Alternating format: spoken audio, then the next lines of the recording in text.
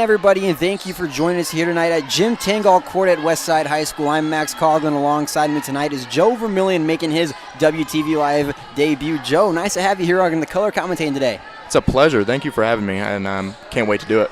So we got a big-time matchup here tonight. Omaha Westside taking on Lincoln Southwest. So Omaha Westside coming into this matchup with a record of 5-11, and then Lincoln Southwest, on the other hand, at 7-8. We talk about Omaha Westside, and they've been on a win streak right now. They're on a 2-game win streak. They beat Omaha Marian, which is a big-time rivalry. We have the War Satyr Trophy that they brought back home to Omaha Westside, and then just on Saturday, Omaha Westside took down Papillion La Vista South at Papillion La Vista South, which is a big-time game for them, as they were really struggling in this game. They only had 3 wins going into last week, so those 2 big wins really boosted their momentum. Those two wins were definitely very important for them. I mean, that boosts your confidence, especially after that losing streak. I mean, that's very big, and hopefully they can come off of that in the home court. So we talk about Omaha Westside and a few key players that to look out for tonight. I think the one player that really everyone has seen this year so far is Kimora Jenkins. She has been on the spotlight all year long, all last year long. She averages 12.4 points a game. She's shooting 34% from the field. She has been that key player all year long. Kimora Jenkins has been having a great start here this year, and 12 points per game. I mean, she can do really anything. She's a great playmaker. She has great court vision. I can't wait to see her play tonight. And then down low on the block this year for Omaha Westside, they got a new freshman coming in, Sanai Foster, who has been a very big contributor to this team. She averages 8.2 points per game, 6.6 rebounds. She's shooting 41% from the field, she is the leader on the team for field goal percentage. So she has been that big key addition, especially just being a freshman. Yeah, it's just a freshman. I mean, she's having a great year, especially when you're a young player. I mean, she's doing really good in the post, but she can also shoot very well, and I think that's definitely makes a big impact on this Westside team. So now taking a look over at Lincoln Southwest, coming into this matchup at 7-8, a big-time key player for them is Brinley Christensen, who is only one of 2 seniors on this team. It's a very young team, a lot of freshmen, sophomore, and juniors. Only 2 seniors who, both of them really contribute. It's Brinley Christensen and Anaya Seymour. Both of those players have played all year long. Brinley Christensen, just for example, she leads the team with 12.9 points per game. Brinley Christensen, she's been leading the team all year, and I think she's have done a great job. And Anaya Seymour as well has definitely helped the team out, and I think that both those players really elevate the younger players, especially with being senior leaders. And we talk about some of the younger players that we're going to see tonight is Hayden Rath. She averages 6.5 points per game. We're going to see freshman Eleanor Griffin, who is shooting 36% from the field, which is second on her team, right behind Brinley Christensen at 45%. So we're going to see a mix of grades here tonight from Lincoln Southwest and also from Omaha Westside. Like we just mentioned, we saw Sanai Foster, who is just a freshman, and then Kimora Jenkins, who is a senior. Yeah, I mean, we're going to have a lot of people. We're going to have a lot of different grade levels competing tonight, and I can't wait to watch them. So now we take a look moving on for Westside in the next week. Omaha Westside, not a lot of really struggle going on for them in the next week. They have taken on Elkhorn South on Friday, and then the day right after that is Norris. So they have a Class A and Class B matchup going into the next week. Yeah, I mean, they're, hopefully they can win this game and have some momentum coming into those games. So we're going to take a break here on the WTV Live Network. When we come back, we'll have the starting lineups and national anthem.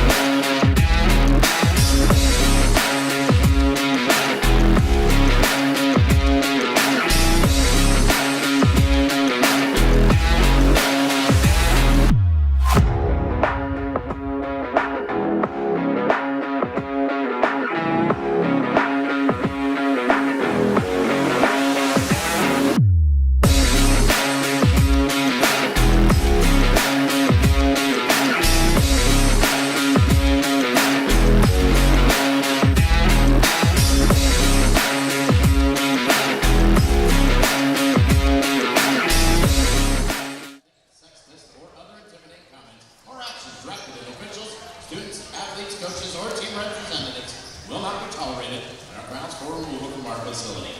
Thank you for your cooperation and good luck to both teams. At this time, please stand and remove cover for the playing of our national anthem by the Westside High School Pep Band under the direction of Mr. Thomas Kruger and Mr. Keith Shoney.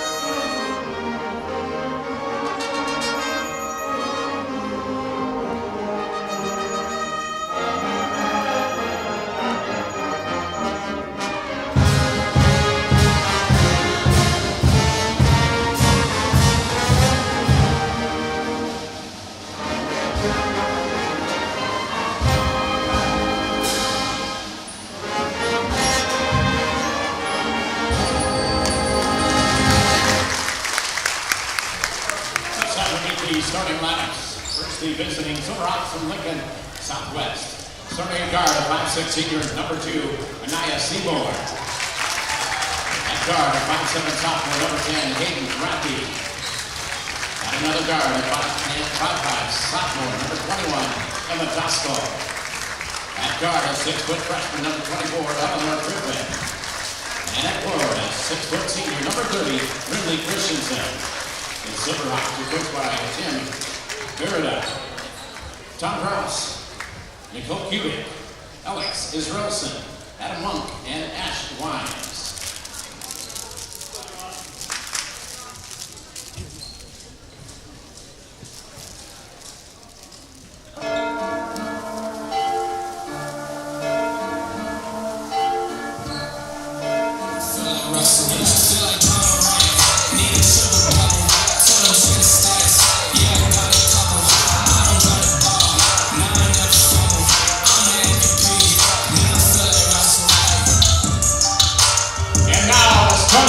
For your Westside Warriors.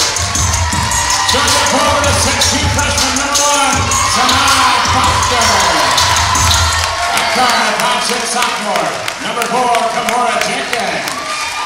At guard, a 5'7" sophomore, number 11, Gabby Duvall. And another guard, a 5'7" junior, number 21, Sydney Hagan. And at forward, a 5'9" senior, number 23, Elaine Wild. Where's the first head Steve Cutter, assisted by Carrie Cahill, Tom Roscoe, Thomas Benedetto, Dave Martin, and Mackenzie Johnson.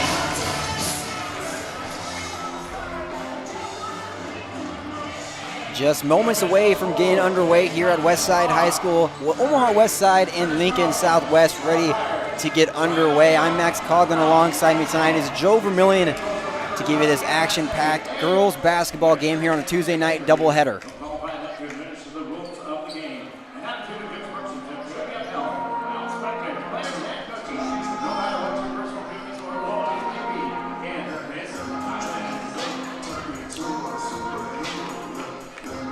Brinley Christensen and Sanaya Foster will be the ones at midcourt to tip this one off.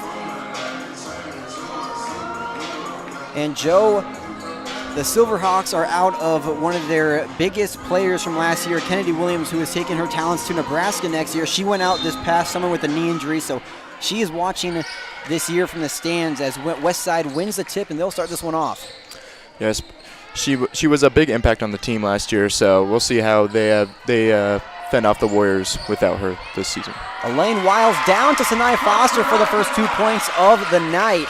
That was a good play right there. Up at the top of the key from Wiles down to Sanaya Foster, who we talked about in the pregame show is a big-time player down low on the block.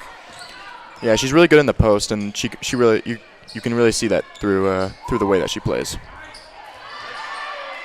It's kept alive by Anaya Seymour, and Silverhawks will now set this one up on the play at the top of the key. Christensen down low. She'll dig it out. It'll go off the foot of Wiles, and it'll be Westside ball.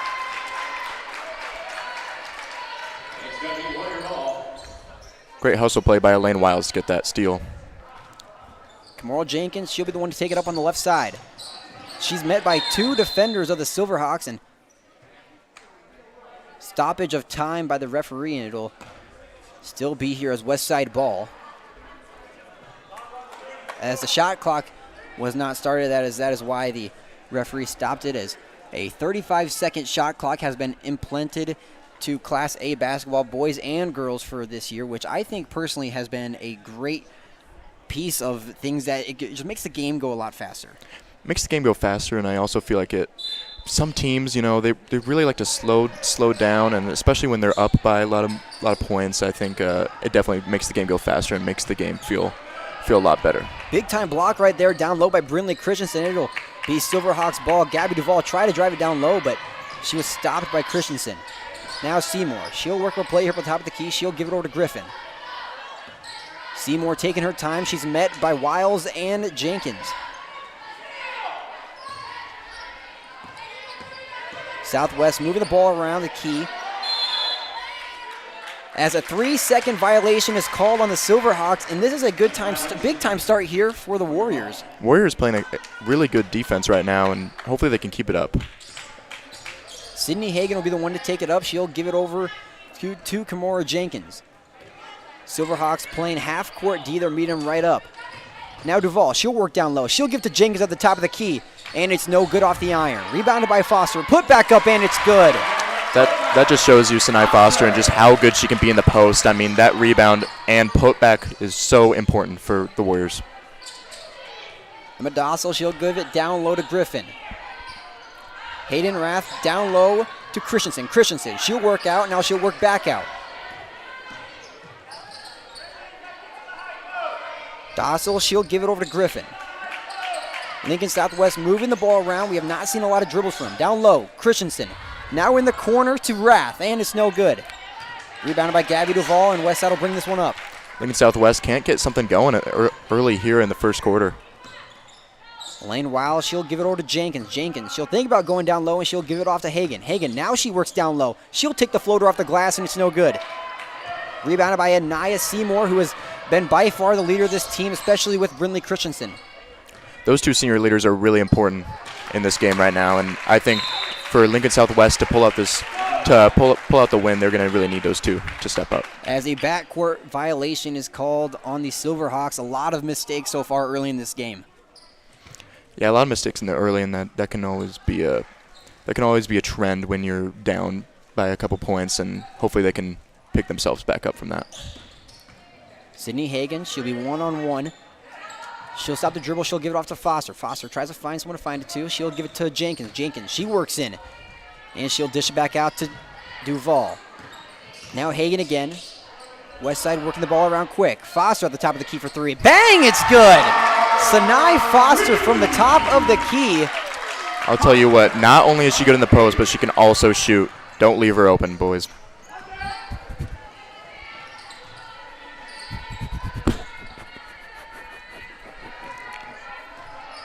Anaya Seymour. And a shot from the top of the key by Eleanor Griffin's no good off the glass. Rebounded by Westside. Gabby Duvall, she'll work down low. Off the glass, and it's no good. Eleanor Griffin, a really good field goal percentage, so it's hopefully she can get her shot going here. Christensen back out to Seymour. Seymour for the long 3, and it's no good. Ooh. Sydney Hagan playing tight defense, almost went out of bounds on the Silverhawks, and Westside will turn it right back over. Both teams with a couple turnovers early here in the quarter. And that's the biggest thing right now, is to make those mistakes, get them out of the way here early in the game, especially with 4:14 left in the game.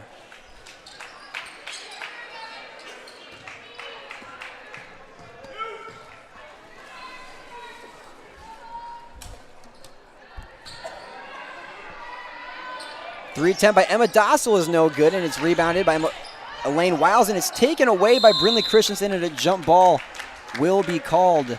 It'll stay here as Silverhawks ball.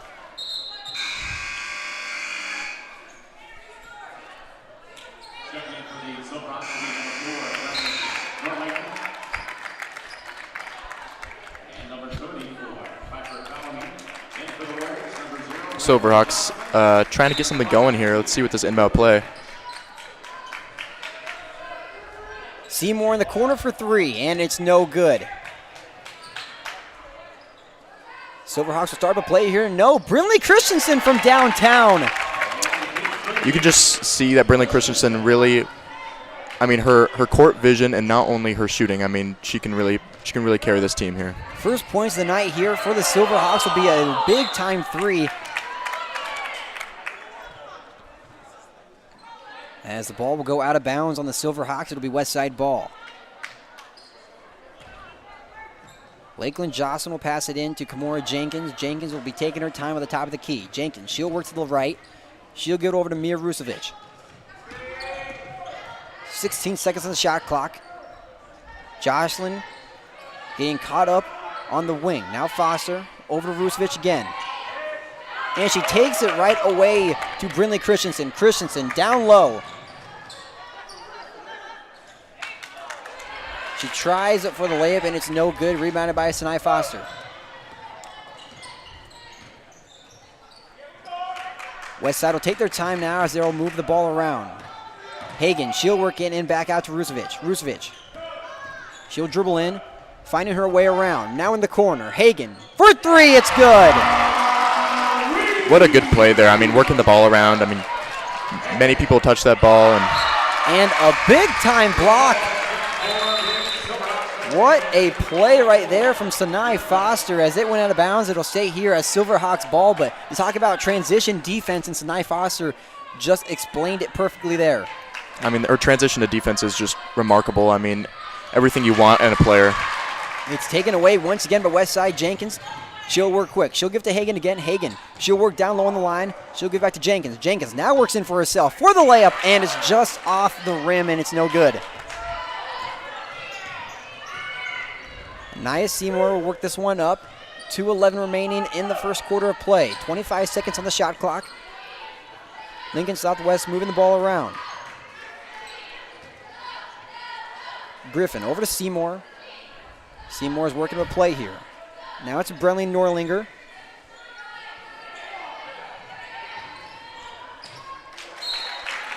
And it'll be out of bounds on Piper Bellamy, and it'll be Westside ball. Westside playing some suffocating defense today. I mean, you can really see that they're trying to take, not only they're trying to make points off of offense, but defense also trying to get those turnovers is just, and those steals, that's very important. Lincoln Southwest playing full court press, and we talk about, I don't know how well it's working for them as Westside's up 10-3, but nonetheless, Westside playing some of their best basketball right now. Mia Rusevic down low, and it's no good off the glass. Rebounded by Anaya Seymour, taken away by Elaine Wiles, but now it is kept alive by the Silverhawks. Now Bellamy, and she gets blocked by Elaine Wiles. And it'll be a jump ball, and it'll be Westside ball. That was Nora Johnson who was getting her hands dirty down low on the jump ball call, and she'll help out the Warriors by getting the jump ball, and it'll be in favor of the Warriors.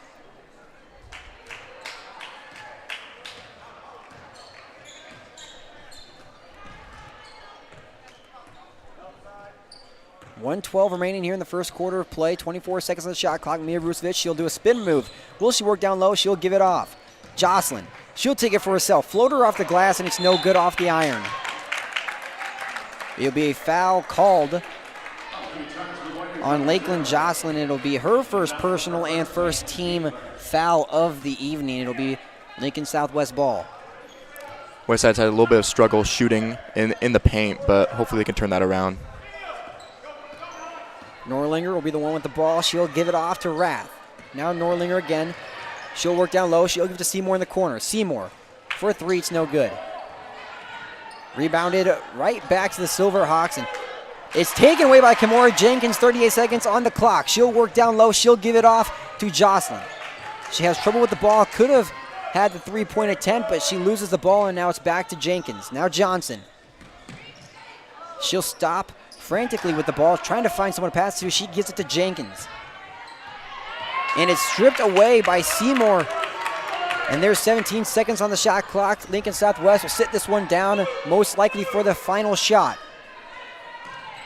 Rath now down over to Griffin. Back to Seymour. Now Dossel in the corner for 3. Bang! It's good!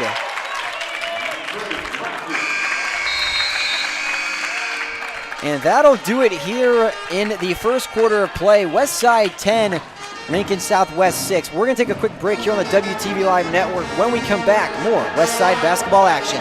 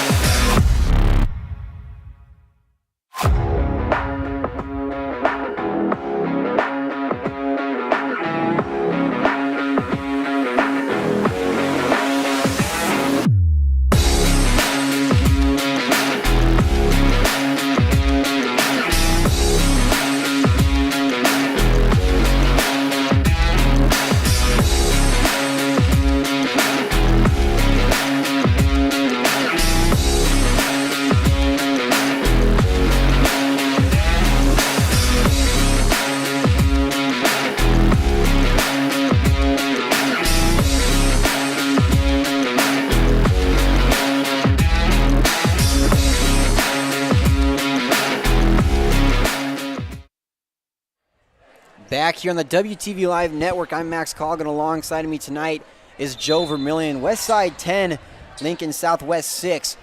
The start of the second quarter of play. Southwest had a little bit of momentum back there in the last drive. I mean, hit a 3 right before the end. I mean, that's a great momentum coming into the quarter.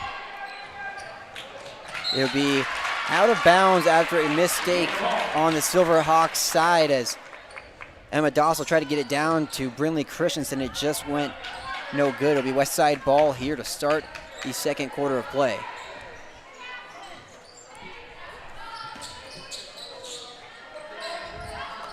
Wiles over to Duval, and she finds Foster. Westside moving the ball around at the top of the key, trying to find someone open. Lincoln Southwest, although they are down 4 points, they have been playing spectacular defense so far, man on man. Yeah, both teams having spectacular defense. I mean, a lot of turnovers on both sides. I mean, we'll see if they we'll see how that plays out during the game. Elaine Wiles for 3 in the wing, and it's no good. Rebounded by Sydney Hagan. It'll stay here as Westside ball. She'll slow things down here. She'll give it to Sinai Foster at the top of the key. Now Jenkins. Jenkins, she'll work in. She'll give it off to Wiles once again. Hagan moving the ball around. She finds Gabby Duval. Backdoor pass over to Hagan, and it's taken away by Sinai. It's just those little mistakes that can make a turnover, and I think you can easily eliminate those. And for 3, it's no good. Emma Dossel tried for the 10th, and it's put up by Brinley Christensen off the glass down low on the block, and it's 10-8 here. Lincoln Southwest cuts the deficit down to just 2 points. Eleanor Griffin playing tight one-on-one defense on Elaine Wiles. You start to think that becomes a problem here for Westside. They are not used to the one-on-one defense. Now Foster for 3 at the top of the key, and it's no good. Rebounded by Anaya Seymour. That one-on-one defense is really suffocating Westside right now, especially on the half court. I mean, that can really be a problem going in. Dossel over to Seymour, now down low to Christensen. Christensen in the corner for 3, and it's good. 2 3-pointers on the night here for Brinley Christensen as she puts the Silverhawks up by 1. First lead of the day here for Lincoln Southwest as they lead 11-10, and the foul is called on Elaine Wiles. It's a charge call, and talk about defense right there. Lincoln Southwest, I mean, they're having all the momentum now after that shot, and I think that's going to be really important. That's the second team foul on Westside today, and not a lot of fouls so far being called. Only 1 foul called out of the entire game in the first quarter, so the referees are letting both teams really play freely right now. Yeah, it's been a little bit of a scrappy game with turnovers and everything, but referees definitely letting them play freely. Brinley Christensen down low for a pair of points, and it's 13-10 here as they take the 3-point lead. Jenkins now out to Wiles. Wiles, she'll work in for the layup, and she's fouled down low, and she'll go to the charity strike for 2. Elaine Wiles is one of those players that can really be good in the post, but also is a really good shooter outside the arc.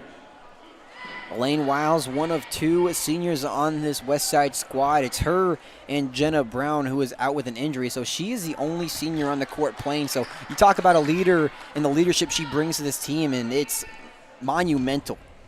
Oh, for sure. I mean, this is a young team. I mean, this is a young Westside team, and for being the only senior, I mean, you're going to definitely have to step up and take all that and basically elevate the other players. Wiles goes 1 for 2 on the free throw line, and she makes it 13-11.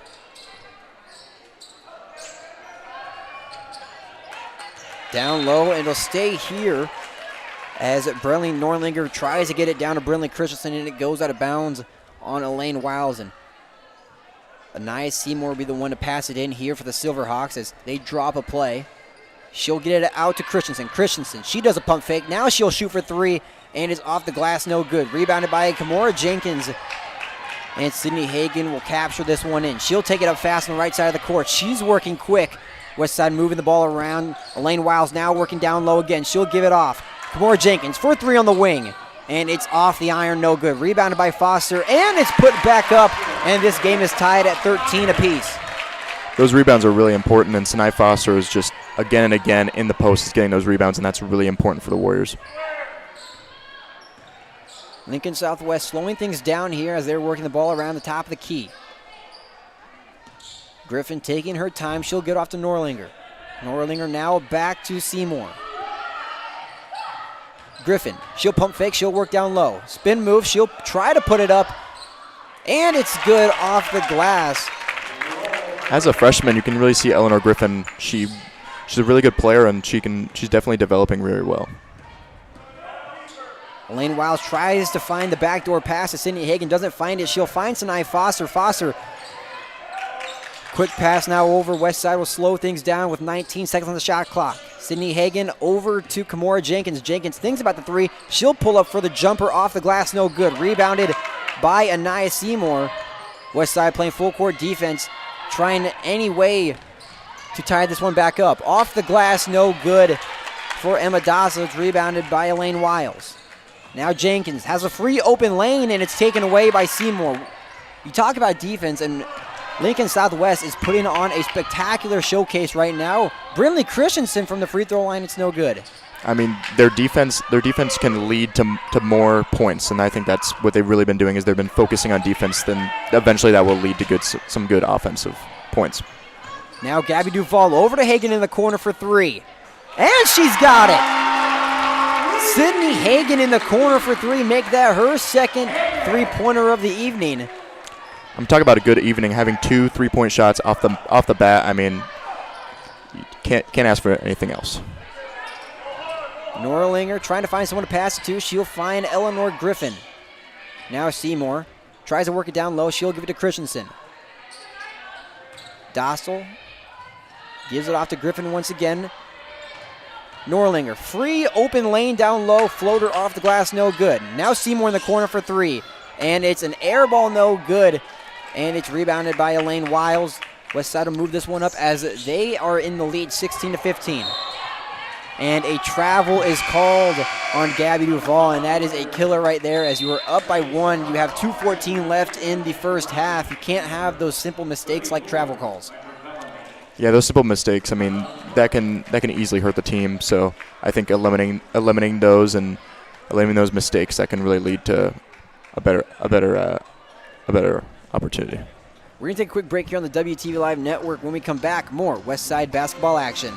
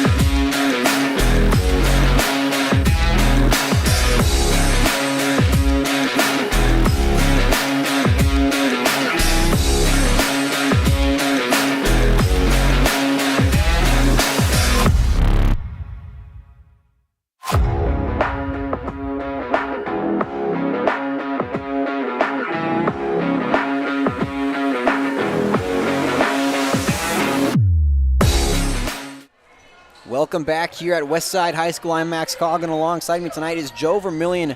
Westside currently leads this one 16-15 with 2:06 remaining in the first half. It's been a back and forth battle between these teams, and you can definitely see both of them want this game. Christensen down low, off the iron, no good. Rebounded, and a foul is called, and Piper Bellamy will go to the line to shoot two. Free throws are very important, especially with this such close of a game. I mean, free throws are definitely something you need to make. Lakeland Jocelyn with 2 personal fouls so far on the night. That makes it 3 team fouls in the first half for the Warriors.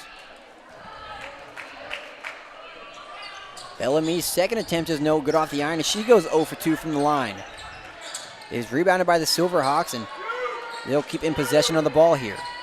Norlinger, she'll have the ball. She'll give it down low. Now Bellamy. She'll work down low again. She'll give it to Christensen. Christensen way over to Hayden Rath, and it's good for 3. Hayden Rath in the corner, and the Silverhawks take the lead as they are playing full court press here on the Warriors. I mean, press break is going to be really important for the Warriors, especially with a full court press. In the past, they have fell under pressure to that, so I think they need to definitely break that press. Sanai Foster, she'll be the one with the ball. She'll work down low. She's getting tough down low on the block, and she'll give it off to Jocelyn. Jocelyn, she'll work down low, and she'll give it to Sanai Foster again. Back on the top of the key. Now here's Sydney Hagan. She'll go tough in the line, and it's no good off the rim. It's rebounded by Brinley Christensen, and it's Silverhawk ball. 55 seconds on the shot clock. 30 seconds here to play on this possession. Bellamy now over to Borlinger. Silverhawks moving the ball around. Now Bellamy down low. It won't be a kicked ball violation, as that certainly could have been called, as it's rebounded by Lakeland Jocelyn, and the Warriors have 28 seconds to get a shot off here. Hagan over to Jocelyn. Jocelyn working down low. She'll do a spin move, trying to find someone to pass to. She finds Foster. 16 seconds on the clock now to play. Foster will work low. Spin move. She'll go up. And it's no good. It won't go in. 7 seconds of shot clock. We're going to see a shot here. 5, 4, 3. Christensen from downtown. Bang! Oh my goodness. Brinley Christensen from all the way, almost by the logo. She puts it in. Lincoln Southwest 21 and Westside 16. Joe, first half thoughts from you here as Lincoln Southwest going into the locker room with the lead.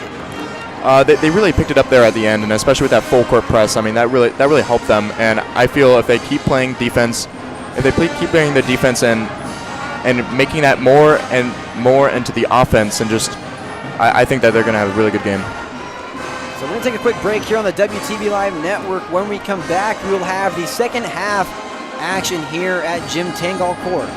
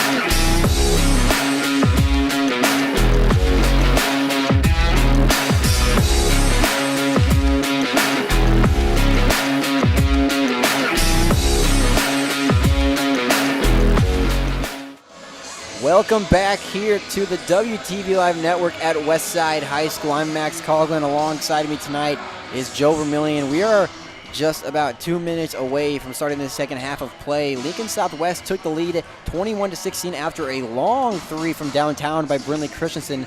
And Joe, that's where I want to start here. Brinley Christensen tonight has been a knockdown shooter from the three range. I mean, yes, Brinley Christensen has been doing great behind the arc, and if I was Westside, I'd lock her down. I would lock her down and eliminate those three-pointers. But you talk about defense and being locked down on defense. We've seen the amazing defense from honestly both sides of the court. We've seen good defense by Westside. We've seen good defense by Lincoln Southwest, especially when Lincoln Southwest puts on that full court press. It really seems like Omaha Westside really doesn't know what to do. Yeah, I mean, that full court press, I mean, you can really struggle with that. It's hard. You have to work out your press break, and I think defenses have just been locked down. And I think that they've been really aggressive as well, and I think that's been a key factor in this game. And we talk about the range behind the arc today for both teams. It's not just Brinley Christensen. We've seen the three game so far from Sydney Hagan. We've seen it from Sanai Foster. We've seen it from Elaine Wiles. So many players tonight who have really put their name in that three-point range tonight. Most of the shots have been behind the arc, and I think that's really cool. I mean, both teams are definitely shooting probably most of their three-pointers tonight. And we talk about three-point percentage.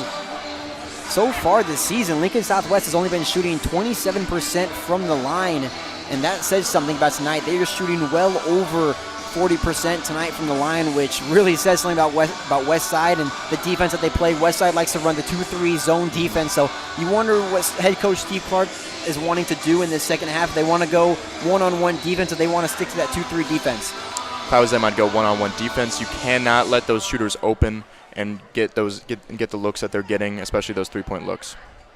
So we are just about 20 seconds away here from getting underway in this second half of action at Westside High School. As don't forget to not go anywhere after this game will conclude, because we have the boys matchup. It's a top 10 battle between the number 8 Westside Warriors and the number 10 Lincoln Southwest Silverhawks. It's going to be a big-time matchup. Myself alongside Ross Jernstrom will be on the call for that one, as that one will tip off around 7:15. We are now just moments away here. It'll be Westside ball as they are in possession, and Sydney Hagan will be the one to start this one off, bringing it past midcourt.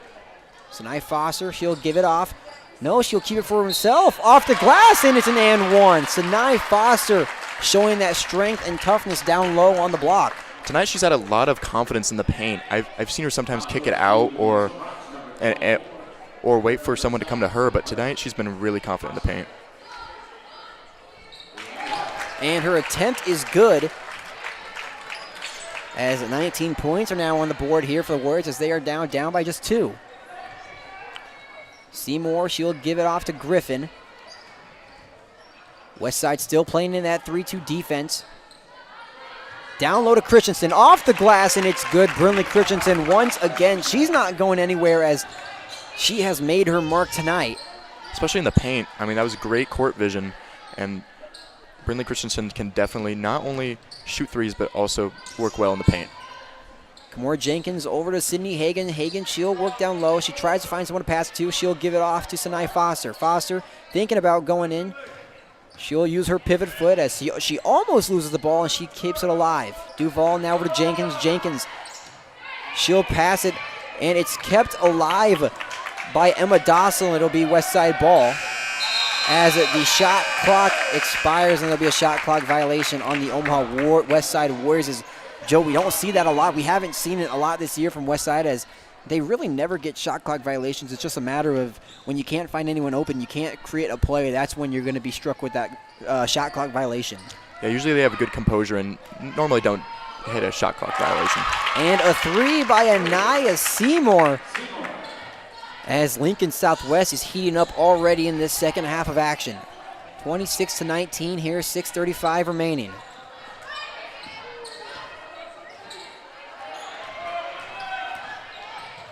Wiles over to Duval. Duval, she'll pump fake. She'll go for the jumper, and it's no good. Rebounded by Brinley Christensen. Seymour will be the one to take this up. She'll work smooth.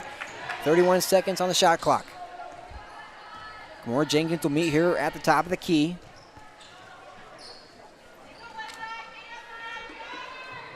Seymour. Now over to Dossel. Dossel for three, and it's good. Oh my goodness. Lincoln Southwest putting on a three-point clinic here tonight. They're going crazy behind the arc, and that can be dangerous. And I think Westside needs to maybe make some changes to their defense.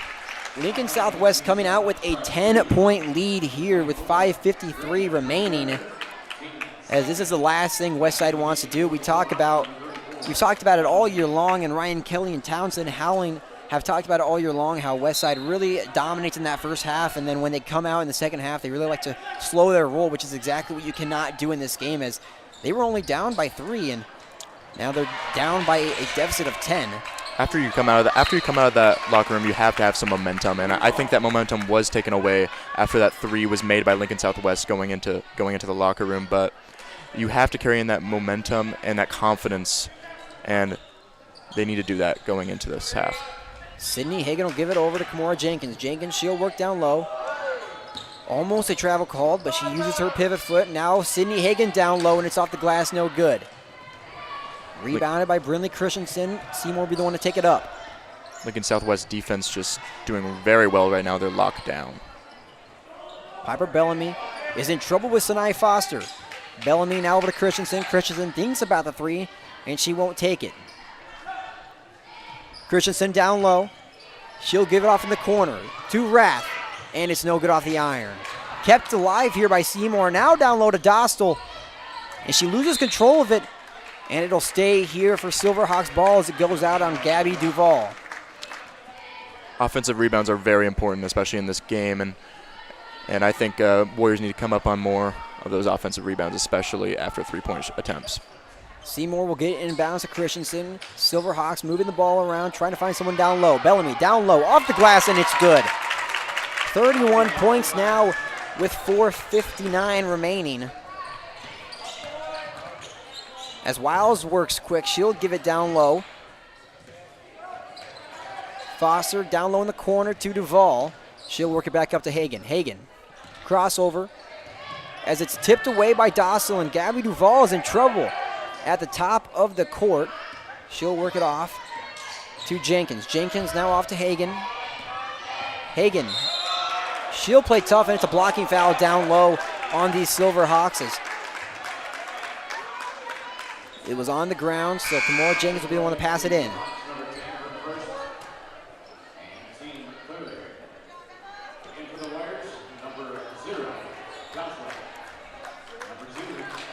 Lakeland Jocelyn and Nora Johnson will be checking in here for the Warriors as they are down 31-19 here with 4:21 remaining. Mia Rosevich, she'll spin move. She'll work down low, and it's tipped and out of bounds. It'll stay here. Jenkins again will be the one to pass it in. Westside trying to do anything in their power to cut the deficit for Lincoln Southwest. More Jenkins, she'll give it off to Rusevich. That might have been a call to foul, but here's Nora Johnson for 3, and it rattles in, and it's good. That could be a really good momentum shift for the Warriors, and I think they need to come back on D and make a stop would be really huge for them. Here's Bellamy. She'll get off to Rath. Bellamy again, she thinks about the 3, and she'll do a long pass over to Seymour.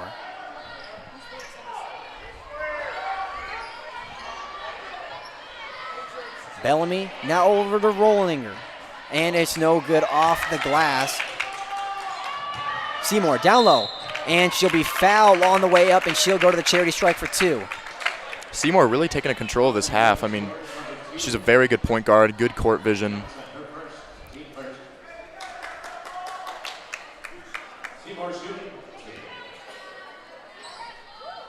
Seymour will be shooting 2 from the charity strike, trying to improve Lincoln Southwest score as she does, and that's 32 points on the board now for the Silverhawks.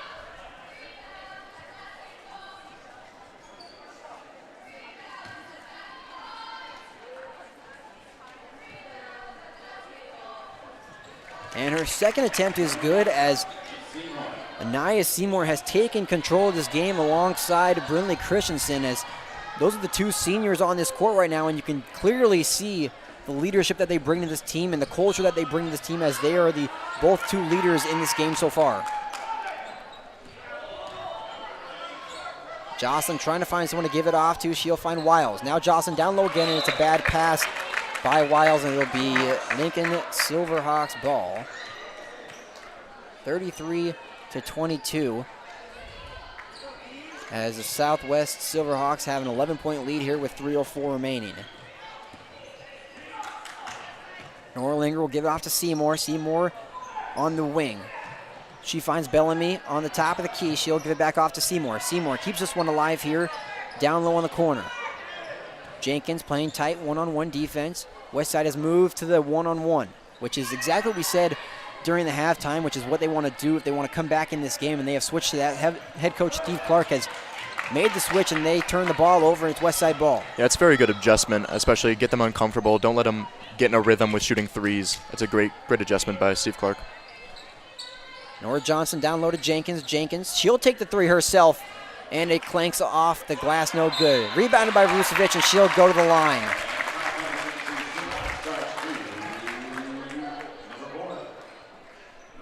.2:19 remaining in the third quarter. That is Lincoln Southwest's fourth team foul, as that was Brenly Norlinger's first personal. Jurosevic's first attempt is no good off the rim, and she'll have one more.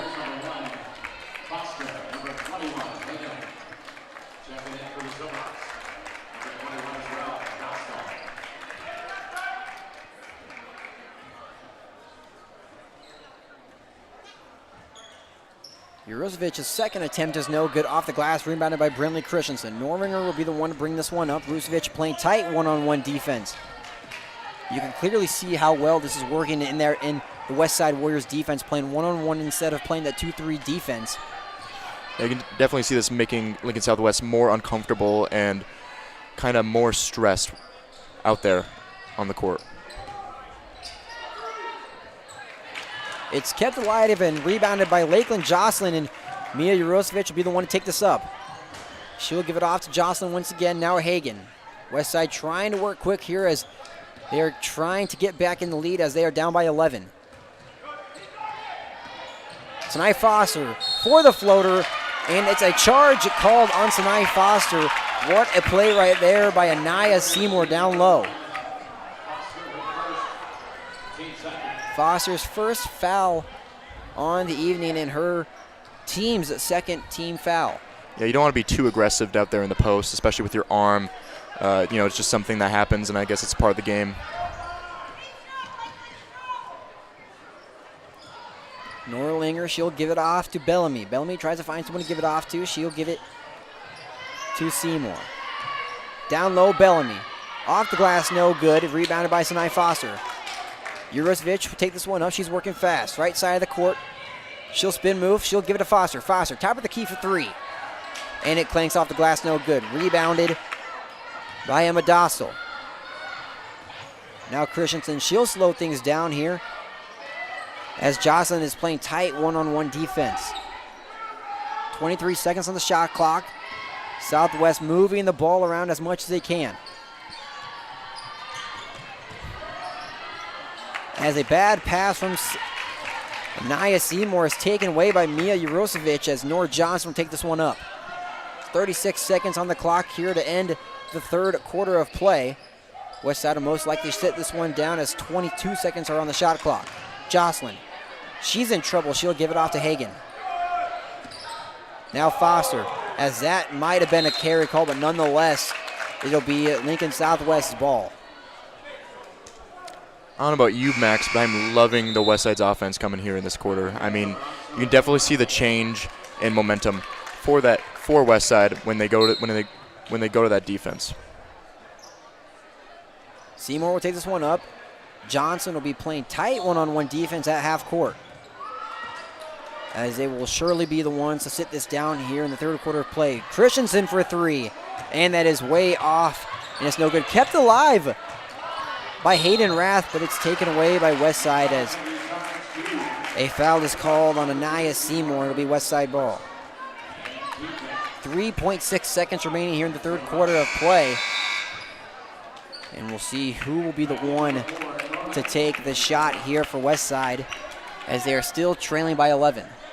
Westside, a lot of defensive stops. They just can't seem to find something offensively, but Sydney Hagan, 1 second on the shot clock. Jocelyn from downtown, and it's off the glass, no good. That'll do it here in the third quarter of play. Lincoln Southwest going into the final quarter of play with an 11-point lead. We're going to take a quick break here on the WTV Live Network. When we come back, we'll have the final quarter of action.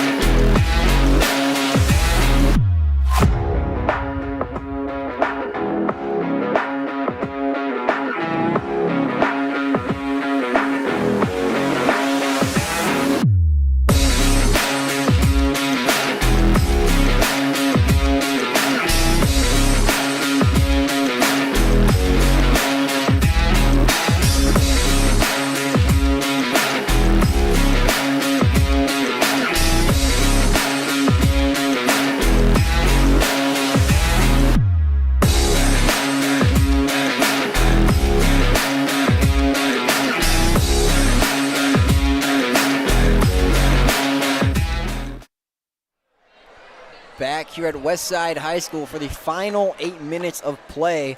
Lincoln Southwest currently leading 33-22, as Westside has not found a way to come back from this, as Lincoln Southwest has not stopped their three-point party. yes, Lincoln Southwest has still been doing really good on the arc and behind the arc, and Westside doing really good defensively, and have definitely switched that a little bit, but they can't seem to find something offensively. Lincoln Southwest taking their time now on offense as they're trying to contain that 11-point lead. Now Christensen, she'll let one go from the three-point range, and it's no good. Tipped out of bounds by Gabby Duvall, and it'll stay here for that Southwest ball. Just the mistakes by Westside today have really costed them, as that is something that you just cannot do. It's just those little turnovers that can come back and bite you. As Lincoln Southwest finds a way to get that one in, as a 5-second violation does not get called. As Brinley Christensen, she'll get it off over in the three-point range, has not stopped Emma Dostal. She'll put one up for three, as Lincoln Southwest has been sniping threes all night long. Now Jenkins over to Duvall. Duvall will pump fake. She'll hand it off. Wiles down low on the left block, and it's good. First points in about 10 minutes for the Warriors, and that's 24-36. The senior leader, Elaine Wiles, trying to get something going for the Warriors. You can definitely see her presence on the court is definitely uplifting for the young team.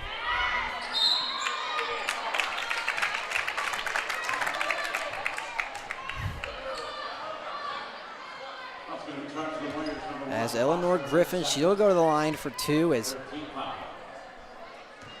that's Sanai Foster's second personal foul, third team foul. Griffin's first attempt is no good off the glass, and she'll have one more.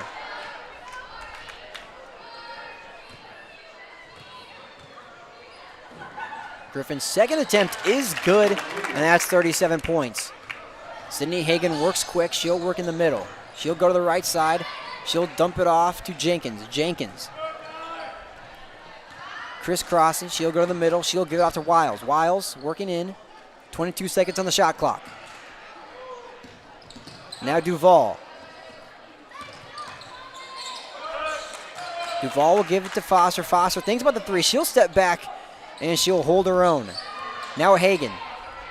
She'll put one up, and it's way out of bounds, as I don't really know what was going on there, but nonetheless, it'll be Lincoln Southwest ball. Lincoln Southwest defense definitely stepping up here in the final minutes of the game. I mean, that's very important, especially stopping Westside offensively. Anaya Seymour, she'll take this one up on the left side of the court, as 6:09 is remaining here in the game. Griffin down low to Seymour and almost put up, and it's no good. Rebounded by Kamora Jenkins. She'll be the one to take this up. Now Sinai Foster. Foster, she'll do a crossover. She'll give it to Jenkins down low. Jenkins, she'll work in for herself. She'll give it off to Duval in the corner for 3, and it's no good. Rebounded by Emma Dossel, and Seymour will be the one to take it up.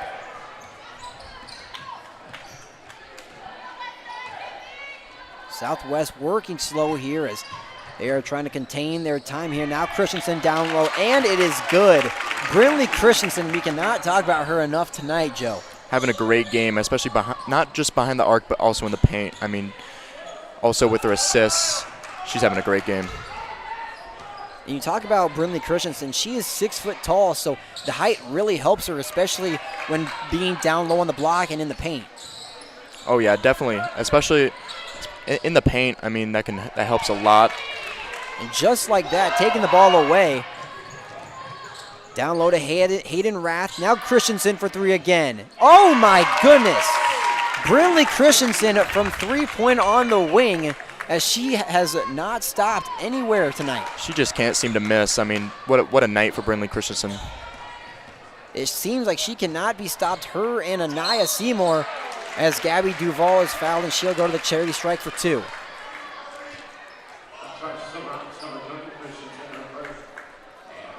The foul will be on Brinley Christensen. That's her first personal of the night, 6th team foul. Lincoln Southwest taking a 42-24 lead. Now 25, as Duval's first free throw attempt is good. What a game here today for Brinley Christensen and the Lincoln Southwest Silverhawks. Duval's second attempt is no good off the rim, and it's rebounded by Norlinger. Seymour will be the one to take it up. She takes it up slowly on the left side of the court. Norlinger back to Seymour. Griffin, down low to Christensen. Christensen bullies her way down low. She'll put it up off the glass, and it's good, falling over Brinley Christensen. I mean, what a presence in the paint. I mean, that is just such a good move. I mean, you got two girls on you, and putting up that shot. I mean, that's a very high level move. Taken away by the freshman Eleanor Griffin. She'll take this one up herself. She'll get off to Seymour now, setting up a play. Norlinger, she'll work to the left, giving it down low. Now back out. Moving the ball around the court. Seymour, she'll take it for herself inside. 15 seconds on the shot clock now. Now Rath, spin move, off the glass, and it's no good. Blocked by Gabby Duval, and here's Kamora Jenkins. Fast break, now Duval in the corner for 3. And it clanks off the rim. Rebounded by Sinai Foster off the glass, and it's good. 27-44 here with 3:54 remaining. Sinai Foster's not giving up. I mean, her presence in the paint is just so good, and the rebounding abilities that she has is just so well done, and she always puts that up for a great shot. We're going to take a timeout here on the WTV Live Network as well. When we come back, we'll have the final 3 minutes of play.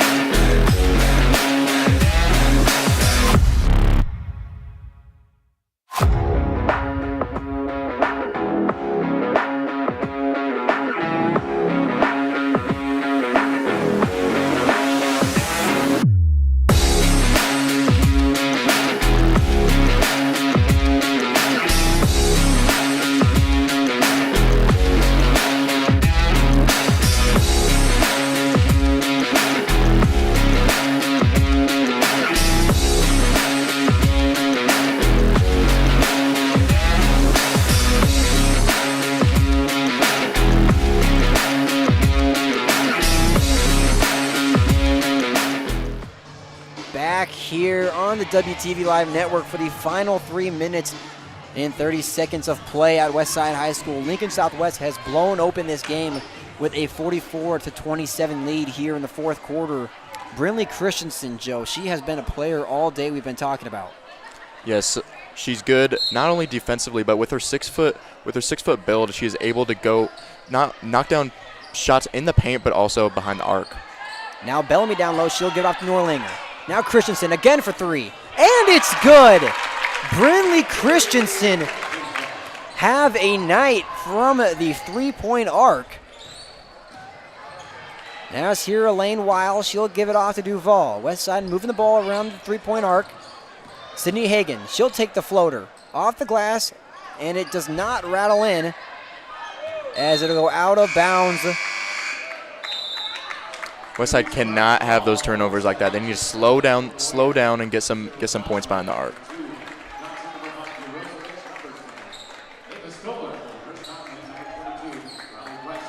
Brindley Christensen will be the one to pass it in to Norlinger.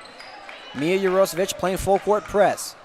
Westside has moved to the one-on-one defense, as it has honestly been working better for them rather than the 2-3 defense it was in the first half. Oh yeah, it's definitely been working better for them. But it's all about if they have a double team, you can't leave someone open, especially Brindley Christensen. Now here's Bellamy. She thinks about the three, doesn't go for it. Now Dossel down low to Seymour. Seymour, she'll bully her way in off the glass, and it's good. Seymour, what a great play! I mean, going straight to the glass and finishing it very smoothly. Now Jarosevic, she'll do her work down low, and it'll go out of bounds on the Silverhawks. It'll stay here.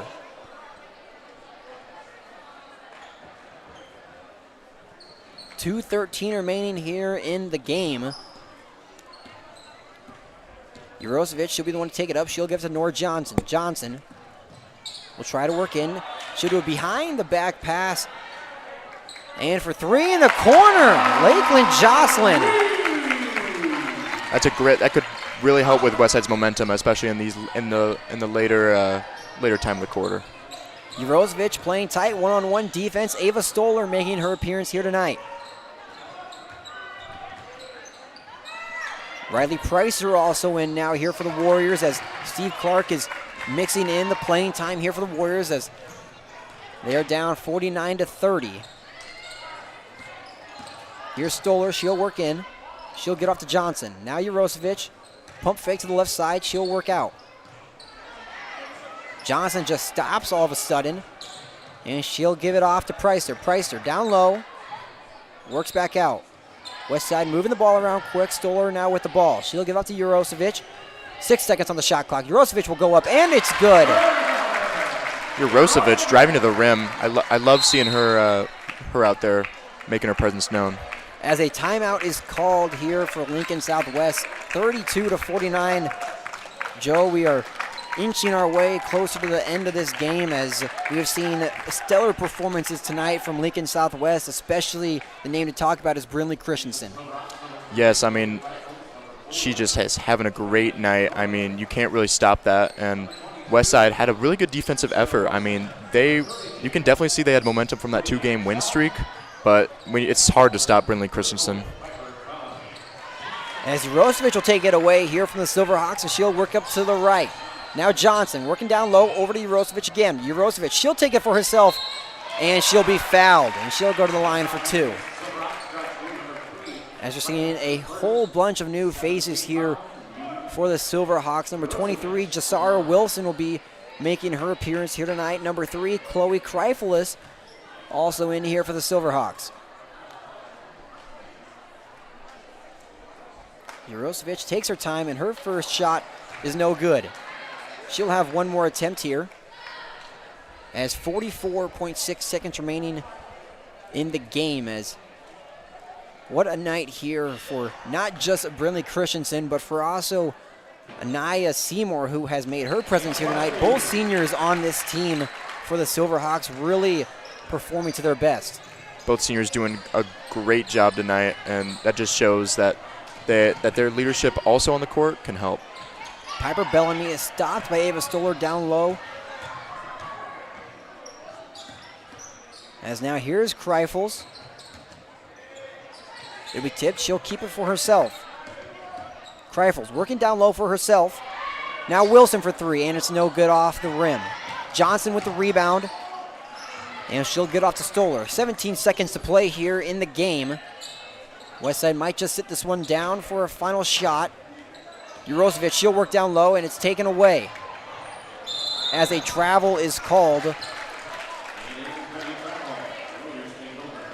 As we are just now 1 second away here from The game concluding Lincoln Southwest 49, Omaha Westside 33.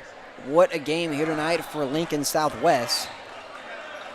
Both teams performing really well behind the arc tonight. That'll be the game here at Westside High School. Lincoln Southwest takes the win to improve their record to an even 8-8 on the season. And Joe, your final game thoughts here from Lincoln Southwest and Omaha Westside. Both teams really came here to play, Max. I mean, really good defensive effort by Westside, and they also had some really good shots behind the arc and in the paint. But Lincoln Southwest was just too much to handle, especially with Brinley Christensen and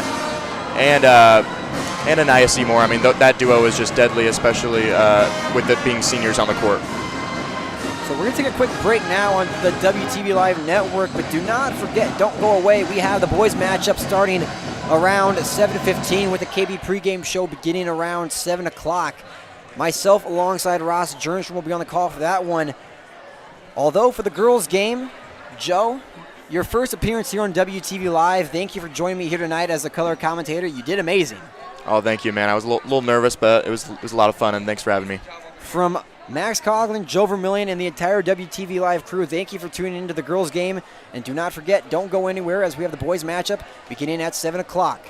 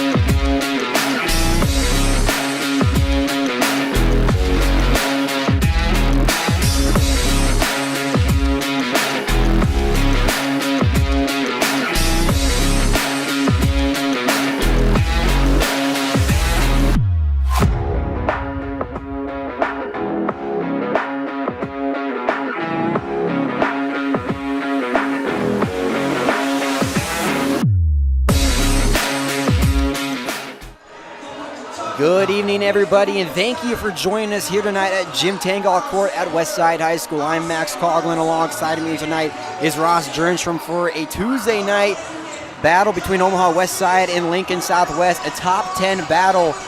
Number 8 Westside and number 10 Lincoln Southwest.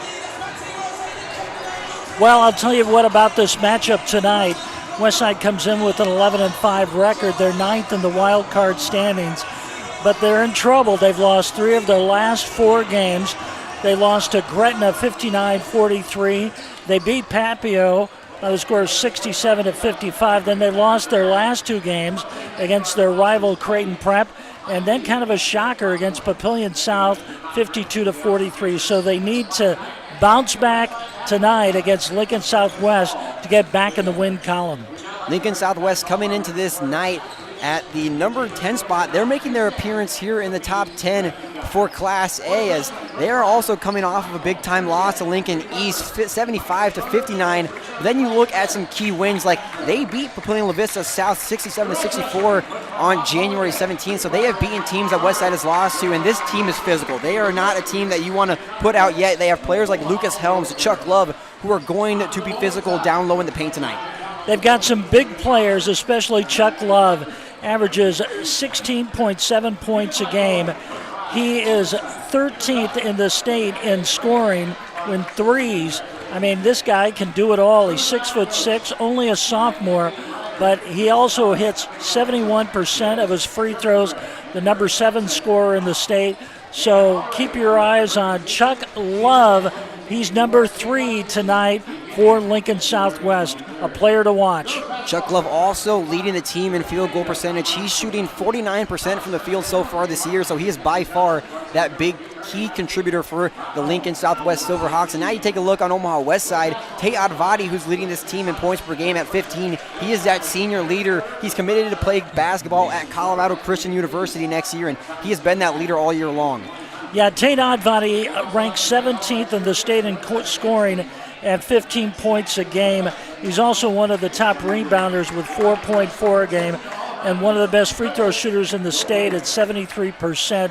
So they need a big game from Tate Advati tonight on the court, and also from Kevin Stubblefield, who averages 14.5 points per game. He's Westside's top rebounder and also 22nd in the state in scoring, and also one of the best free throw shooters. He ranks 5th in free throws, 53 of 78 so far this season. So they're looking for 2 big games tonight from Tate Advati and Kevin Stubblefield. Taking a look at the Warriors beyond tonight, they'll be taking on Elkhorn South this Friday at home. And Ross, something to take a look at for Westside for the remaining of their schedule. They have all home games but one. That'll be in Grand Island, taking on Salt Lake Academy in the Grand Island Heartland Hoops Classic, which that is always a battle for Westside, as Salt Lake Academy has some of the top players in the country on their team. They're traveling to Grand Island to play. It is going to be a matchup that Westside has not seen all year long. Yeah, and Westside, this is kind of the turning point of the season for them. Here we are, the last day in January, but the month of February is critical because they're going to play 5 home games, and that game in Grand Island. They need to boost their wild card standings. Right now, Westside is 7th in the top 10, but 9th in the wild card standings. You have to be one of the top 7 to get that home court for district play, and that's what they're shooting for right now. We're going to take a quick break now here on the WTV Live Network. When we come back, we'll have the national anthem and starting lineups.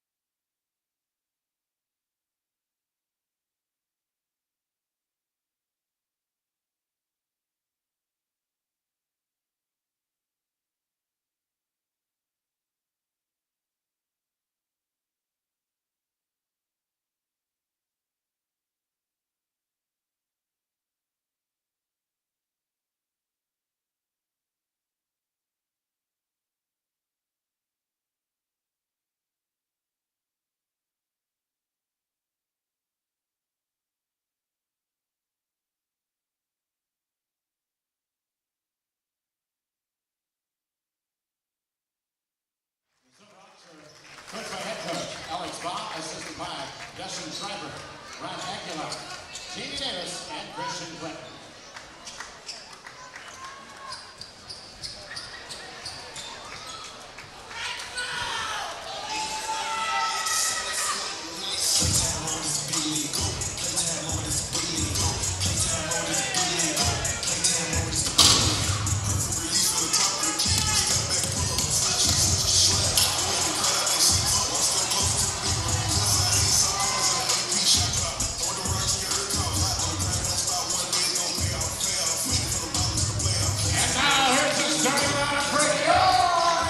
Westside Warrior, starting at guard, a 6-foot junior, number 2, Kayla Benning.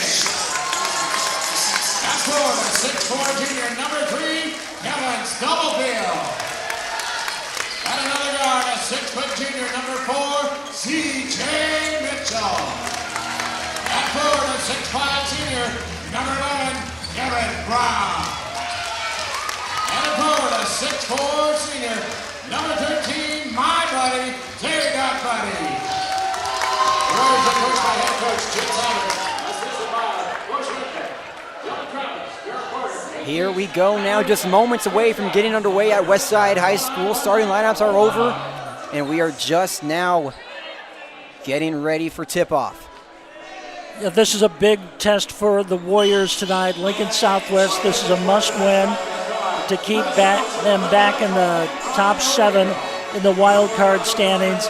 Lincoln Southwest, they come in with a 9-6 record. They're ranked 10th in Class A, so we've got a top 10 matchup, number 7 Westside against number 10 Lincoln Southwest. Lucas Helms and Kevin Brown will be at midcourt for tip-off, and you can feel the energy here, Ross, on a Tuesday night. The students are out at the basketball game, and it's a good feeling here at Westside as the number 10 and number 8 seeded teams are now underway. Jackson Carpenter will be the one with the ball. He'll have some trouble. He'll give it off to Carter Chamberlain. Now down low. Jackson Carpenter down low for the first points of the evening, and it'll go to Lincoln Southwest. And it looks like Southwest is going inside to try to beat the Warriors. They've got a lot of height advantage.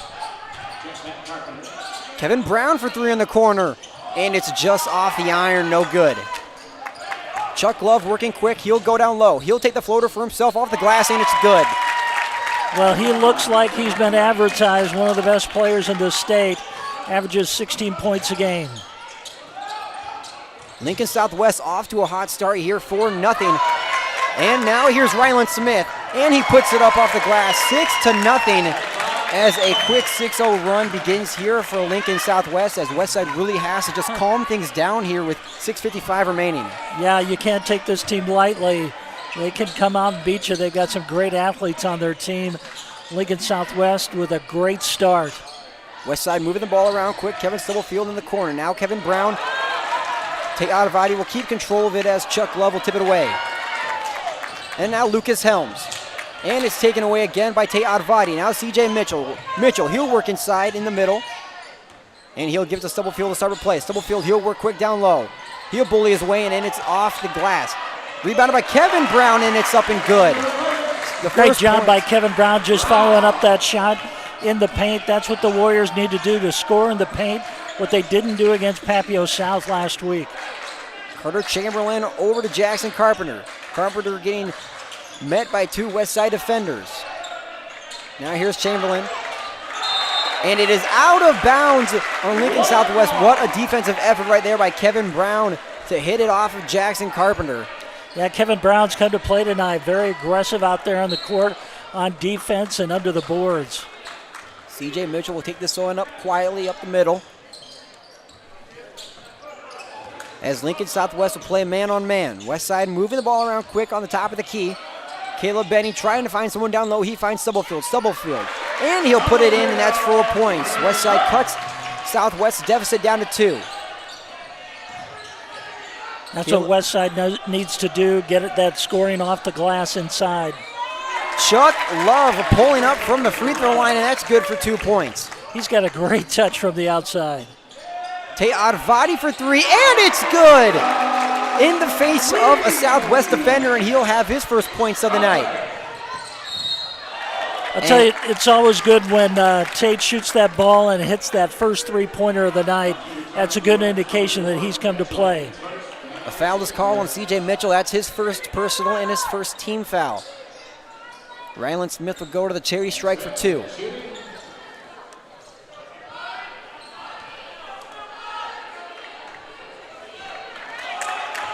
His first attempt, no good. He'll have one more remaining. So important for the Warriors to box out underneath, considering Lincoln Southwest has so much height advantage. Ryland Smith's second attempt is good off the glass, and that'll be 9 points here for Lincoln Southwest. 5:13 remaining here in the first quarter of play. Lincoln Southwest 9, Westside 7. C.J. Mitchell, he'll be the one with the ball. He'll take this back up by midcourt. He'll give it over to Advati, tipped and out of bounds, and it'll be Lincoln Southwest ball. What a defensive effort right there by Carter Chamberlain, and it went out of bounds, tipped off of Tate Advati's fingers. Lincoln Southwest with a 1-3-1 zone, and it's really worked to their advantage, forcing those turnovers by Westside. Chamberlain having trouble with the ball. He'll give it over to Chuck Love. Love, he tries to work in, he'll stay out. Carpenter now over to Smith. Smith. Helms, he'll pull up for the jumper, and it's good off the iron. 11 points now here for Lincoln Southwest as they are just tagging on point by point. I haven't seen that type of defense this season against Westside. They really... Advati again in the corner. Tate Advati make that 2 3-pointers of the night. 2 for 2. And a 3-point attempt from Chuck Love is no good. Rebounded by Kevin Stubblefield. Westside's on a run. Tate Advati again in the corner. Got it, he's good. Tate Advati 3 for 3. Have a night so far. 9 points for Tate Advati. It reminds me of the night he went over 1,000 points. Hit his first 3 shots, all from beyond the arc. Jackson Carpenter on Kevin Stubblefield. He'll give it over to Lucas Helms. Lucas Helms, he's in the open. He'll give it to Ryland Smith. Smith rolls up for the 3, and it's good in the face of Caleb Benning. 14-13, Lincoln Southwest leads. 3:36 remaining. Well, I tell you, both teams are hot coming out tonight. Kevin Brown, he'll work down low. He'll give it to C.J. Mitchell on the top of the key. And it's just no good off the iron. Rebounded by Jackson Carpenter. Taken up by Ryland Smith. Now Chamberlain for 3. And it's no good. Rebounded by Tate Advati. C.J. Mitchell working quick. Mitchell, he'll stop. He'll go. He'll give it to Benning. Now Brown. Brown for 3 at the top of the key. And it's just no good. Rebounded by Mitchell. And it is blocked by Lucas Helms. Now here's Chamberlain. And it's blocked! Kevin Brown. Oh my goodness. Swatted by Kevin Brown down low on the right block. Kevin Brown coming to play on the court tonight, showing offense and defense for the Warriors. Ryland Smith will pass this one in. He'll find the opening in Lucas Helms. Helms, he'll give it to Chamberlain. Chamberlain starting to play. 14-13 here with 2:52 remaining. Helms will pull up. It's tipped, and he is fouled by Ricky Lofton. Ricky Lofton, the junior, who is making his 4th game appearance after rehabbing from a torn ACL. He is a transfer from Omaha South, has a lot of potential in the words of head coach Jim Simon, so he is making his appearance here tonight. And Lucas Helms, 10th in the state in free throws, 81% from the line, and there he is. Misses the first end of a 1-and-1. Ross, I think the broadcasters jinx that you put on these players when they're shooting free throws all year long is striking back here for Southwest. And Love's second attempt is good. He'll go 1 for 2 from the line. Southwest leads by 2. Caleb Benning will take this one up on the right side. He'll take it softly. Malik Crawford, he'll check into play. 26 seconds on the shot clock. 2:35 left to play in the first. Westside moving the ball around quick. Malik Crawford with the ball in the corner. He'll work back up on the wing. Crawford, he'll pull up, and it's no good off the left iron. And it is out of bounds. What an effort right there from Kevin Brown. We saw it before, and we'll see it again from Kevin Brown, showing his defensive effort tonight. Yeah, he almost knocked down our WTV camera, which is over there in the corner. Luckily, it didn't go down. Caleb Benning trying to find someone to pass it into. He'll try to find Tate Advadi, and he does, all the way back on Lincoln Southwest side of the court. Now Benning will be the one to bring it up on midcourt. He'll start up a play. He'll give it to Ricky Lofton. Lofton over to Advadi. Now Lofton.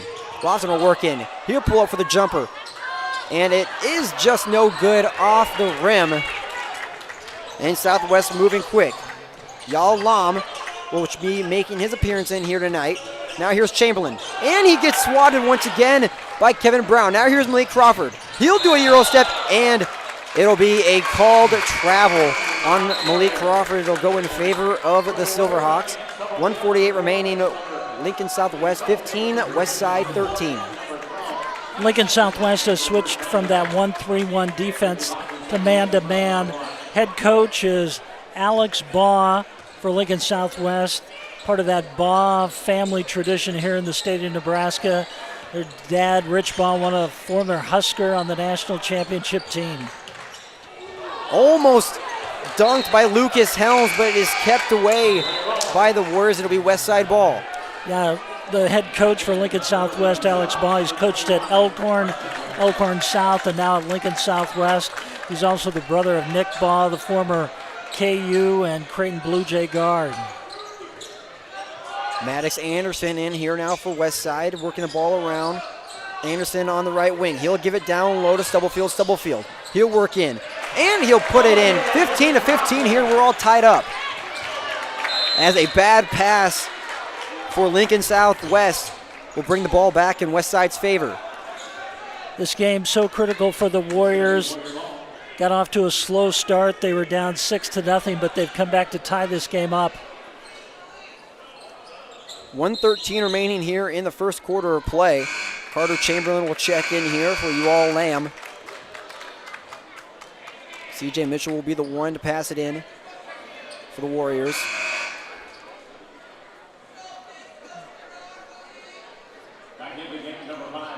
Just a problem with the player checking in. That's the delay. The Warriors, now their officials give Westside the ball. Stubblefield will be the one to get it. Now Mitchell. Mitchell, he'll work in. Spin move. He'll give it off to Maddox Anderson. Anderson down low. Trying to find someone as it goes off the foot of Chuck Love, and it is rebounded by Carter Chamberlain. Chamberlain will be the one to take it up. And he'll give it off to Chuck Love. Love trying to find a move to make on Malik Crawford. He'll pull up. The jumper. And it's good. Oh, he has a nice touch. Dribbles down low and hits from the baseline. 17-15 here with 45 seconds and counting. 29 seconds on the shot clock here for the Warriors. As Westside's moving the ball around quick. Lofton, he'll work down low as it'll stay here off the hands of Chuck Love as 21 seconds on the shot clock and 35.7 seconds on the clock. Westside waiting for one last shot here. They've got 21 seconds on the shot clock to do it. Mitchell trying to find somebody. He finds Anderson to pass it into. Anderson, he'll work it back up to Kevin Stubblefield. Stubblefield over to Lofton, now Anderson. Anderson, he'll give it over. CJ Mitchell. Westside continuing to move the ball around as quick as they do. Malik Crawford on the free throw line. 6 seconds to shoot. Anderson, he'll pull up for the jumper. No, he'll give it to Stubblefield, and it's tipped and blocked. What an effort right there from Reed Nagel. You know, the problem there, Max, is that the Warriors are not using the backboard. Put it off the glass. Much simpler way to score than just trying to that touch from the baseline and not using the backboard. Some miscommunication here between the score table and the referees as some of the time expired. As I think the shot clock went down and they're trying to set it back up. That's the problem right now. There's 8.1 seconds left in the first period. Plenty of time for Lincoln Southwest to get one nice last shot off. They're going to put 12 seconds back now on the clock as looked like there may have been some miscommunication between the shot clock and the real clock. Now 9 seconds remaining. Lincoln Southwest will most likely be the ones to sit this down for the final shot. And it'll go out of bounds. It'll stay here for Lincoln Southwest ball. 3.4 seconds remaining in the first quarter of play. And you know who's probably going to get the ball. Number 3, Chuck Love, look for him. Ryland Smith will be the one to pass it in. Chuck Love, he'll go down to the corner. It's tipped and out of bounds by Malik Crawford. That takes off exactly a second of play. 2.4 now to play in the first quarter. Yeah, Caleb Benning is all over Chuck Love out there on the court, not trying to get him that last shot. Chamberlain in the corner, just in and out of the rim. And that'll do it for the first quarter of play. Lincoln Southwest 17, Westside 15. Ross, first quarter of play thoughts here going into the second quarter. Well, Westside got off to a slow start, but they bounced back. Tate Odvity, a trio of three-pointers for him, kept the Warriors in this game, and they're only down by 2 after one quarter. We're going to take a quick break here on the WTV Live Network. When we come back, we'll have the start of the second quarter.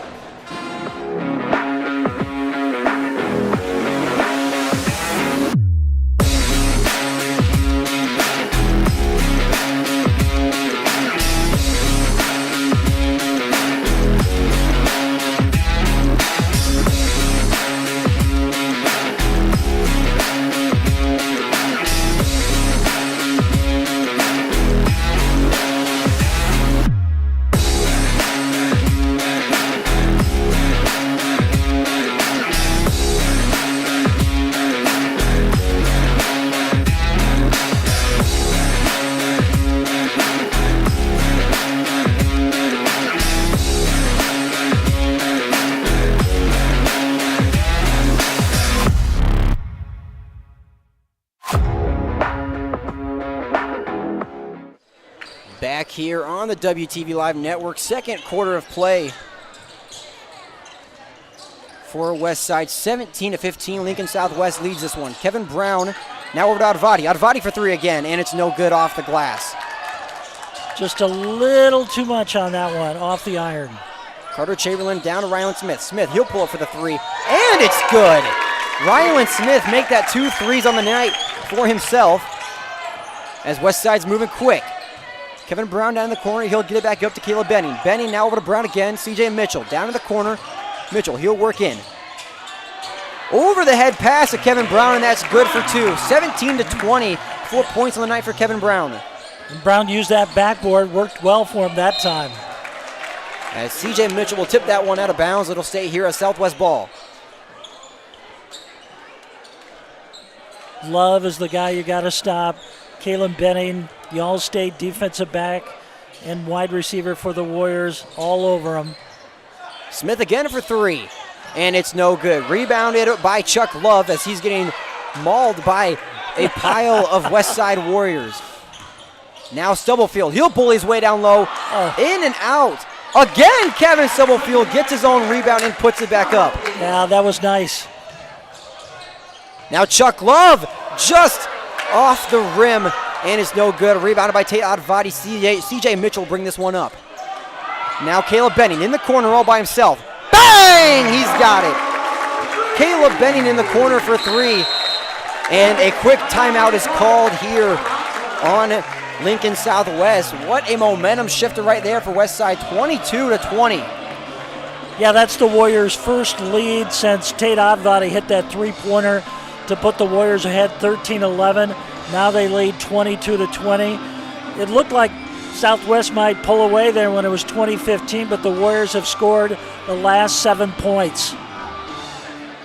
22-20 here. Lincoln Southwest is now trailing to the Westside Warriors as a lot of momentum shifters has been in this game so far. We've seen the three-point accuracy from both teams been on point. We've seen Tate Advati, now just Caleb Benning. We've seen Rylan Smith on the other hand for Lincoln Southwest. He's already 2 for 2 on the night. Yeah, I think if they can just shut down Love, Chuck Love is such a good player and such a big scorer for Lincoln Southwest. If they can neutralize him, Westside's got a great chance to win this game tonight. 6:35 remaining here in the first half of play. It'll be Lincoln Southwest ball. Rylan Smith will be the one to bring it up. CJ Mitchell meeting him right here. Westside in the man-on-man defense. Helms down low. On Stubblefield, Helms, he'll take it. He'll give it off to Love. Love, he'll work it back out beyond the arc. And Benning's all over him, chasing him all over the court. 12 seconds to shoot. Down low, Carpenter up and easy on the rim.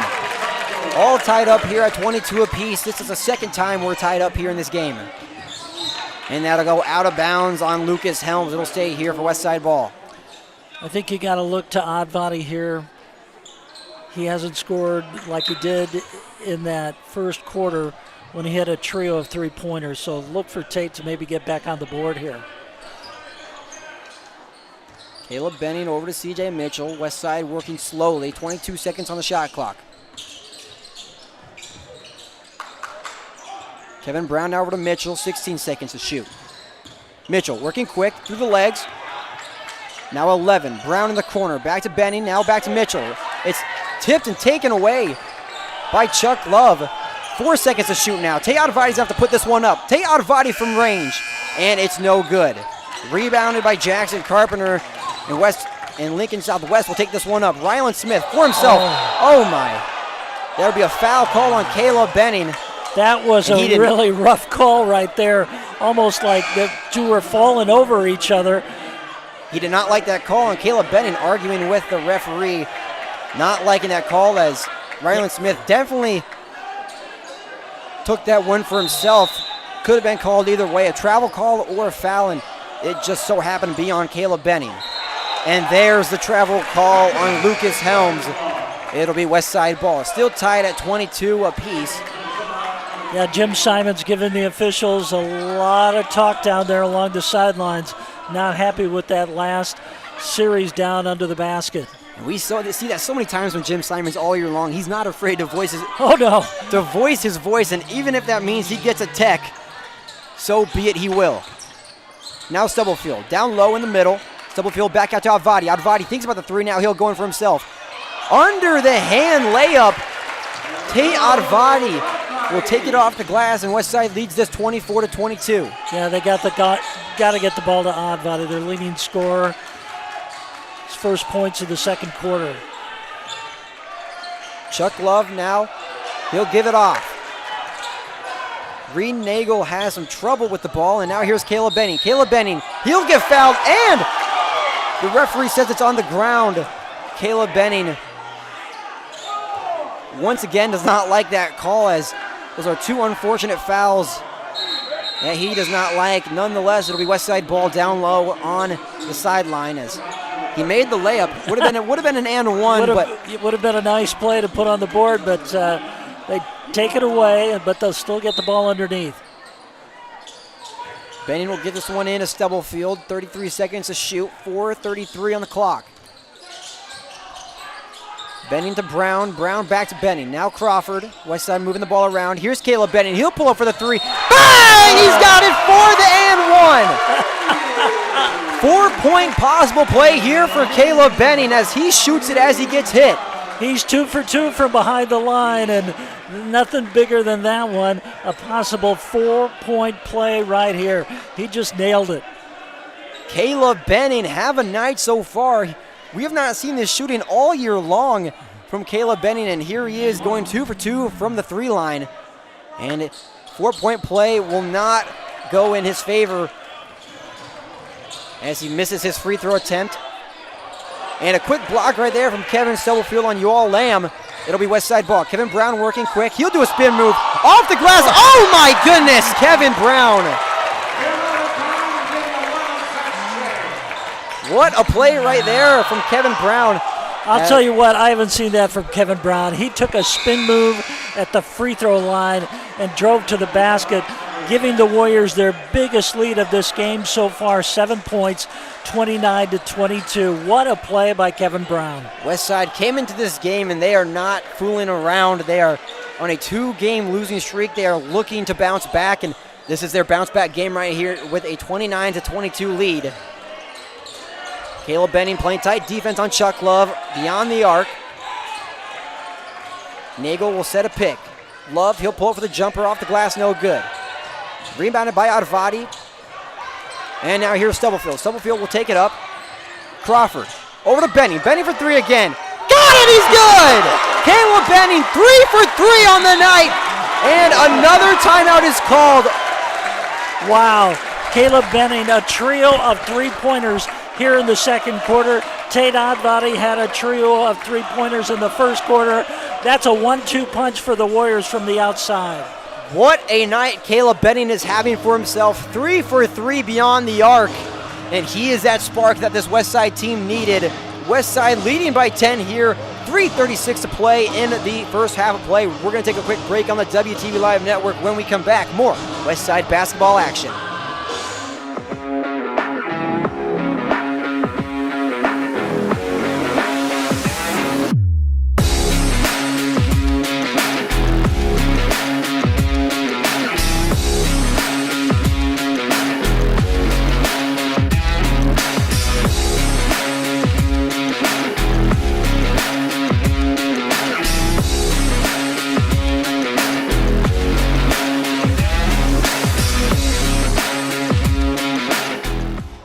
Welcome back now here on the WTV Live Network. I'm Max Coughlin. Alongside me tonight is Ross Jernstrom for a action-packed game so far. We have here 32-22.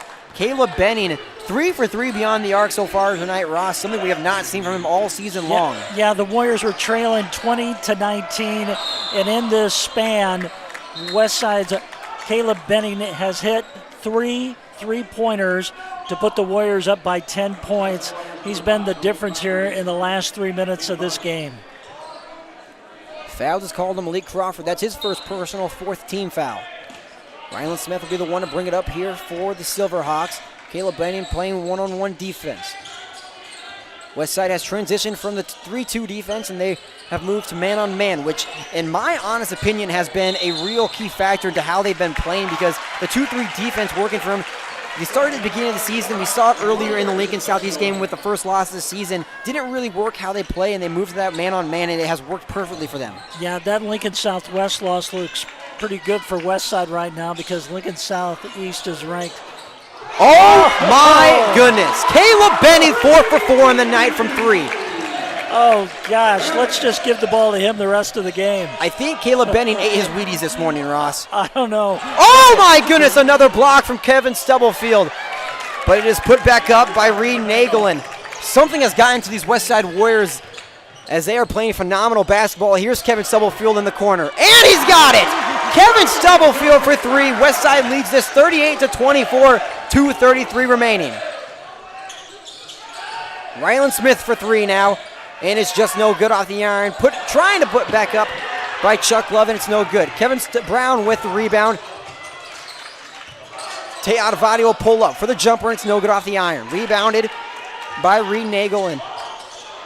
It'll be taken away by Kevin Brown. It's Westside ball. Caleb Ben will be the one to take it up. He takes it up quietly, and he'll work up quick now. He'll give it off to Tate Advati. Now Crawford. Crawford in the corner. He's stuck. He'll give it off a big-time pass over to Kevin Stubblefield. Now Crawford. Westside will slow things down. The Warriors moving the ball around beyond the arc. Now Caleb Benning. Crawford. He'll pull up for 3. And it's no good. Brown with the rebound. He'll put it up for himself, and it's good. Kevin Stubblefield will put it up for his 8 points on the night. Warriors are really pouring it on here, having a great second quarter, up by 16 points. And the 3 from Chuck Love is no good, rebounded by Kevin Stubblefield. Now here's Benning again. Benning, he pump fakes. He'll go in down low. Reverse layup, oh my goodness. Caleb Benning have a night. Wow. Caleb Benning is putting on a show tonight, folks. You saw him do it in the state championship football game when he set a school record with 14 receptions, and he's doing it tonight on the basketball court. He's got 4 3-pointers, and then he just had a reverse layup down the baseline to put the Warriors up 42-24. 1:19 remaining in the first half of play. Westside up big, 42-24 over Lincoln Southwest. We talk about a momentum shifter. Earlier in the first quarter of play, this game was tied up, and now you look at the score, 42-24. Westside has been knocking down every single one of their shots. It's not like they have gone on a streak of missing threes, missing jumpers. They have made consistently every single 3 they've shot. Well, last year when they won tied a school record 24 wins, the theme of that team was their outside shooting. They had 3 players that shot over 70% from behind the line, and This year they've struggled, but tonight, not the case. Lincoln Southwest trying to work quick here. Chuck Love moving in and out on Malik Crawford. 18 seconds to shoot. Chuck Love, he'll go down low. Off the glass, no good. Rebounded by the Warriors. Kevin Stubblefield with the rebound. The applause are off here at Westside. Stubblefield will slow things down here with 52 seconds to play. He'll work his way in. Kevin Brown, now he'll do his way in. Over to Stubblefield. Stubblefield off the glass, and it's good. 44 points here for Westside as they lead by 20. Great passing, great teamwork there for the Warriors. Ryland Smith down low, and now he'll try to work back out. He'll give it to Carpenter. Now Helms. Love for the jumper in the corner, and it's no good. Click clanks in and out. Now Chamberlain. He's in trouble. Ryland Smith for three on the right wing, and it's no good. Warriors Malik Crawford with the got one last rebound, and now shot. here's Kevin Stubblefield. Oh my goodness! Is Malik Crawford a quarterback? That was a straight quarterback throw to Kevin Stubblefield, and it's 46-24 with 3 seconds remaining. Love will sit this one down as a foul is called with 1.3 seconds remaining. Ross, I do not know what has gotten into these Westside Warriors, but it is certainly something good. I'll tell you what, Westside has outscored Lincoln Southwest 27-4 in this quarter. It was 20-19. As a miscommunication pass right there between Jackson Carpenter and Ryland Smith. It'll be Westside ball with 1.3 seconds remaining. You have to wonder who they give the ball to, as Caleb Benning is not in right now, as Malik Crawford will pass it in to Tate Advadi with 1.3 remaining. Tate Advadi for the final shot. And it is no good, and that'll end the first half of play. 46-24, Westside up big as we go into the half. Yeah, that was a great quarter for the Warriors. They started out the quarter with just 15 points, and now they added 31, and they outscored Lincoln Southwest 31-7. 31-7. What a difference in this game. We're going to take a quick break here on the WTV Live Network. When we come back, we will have more second half action.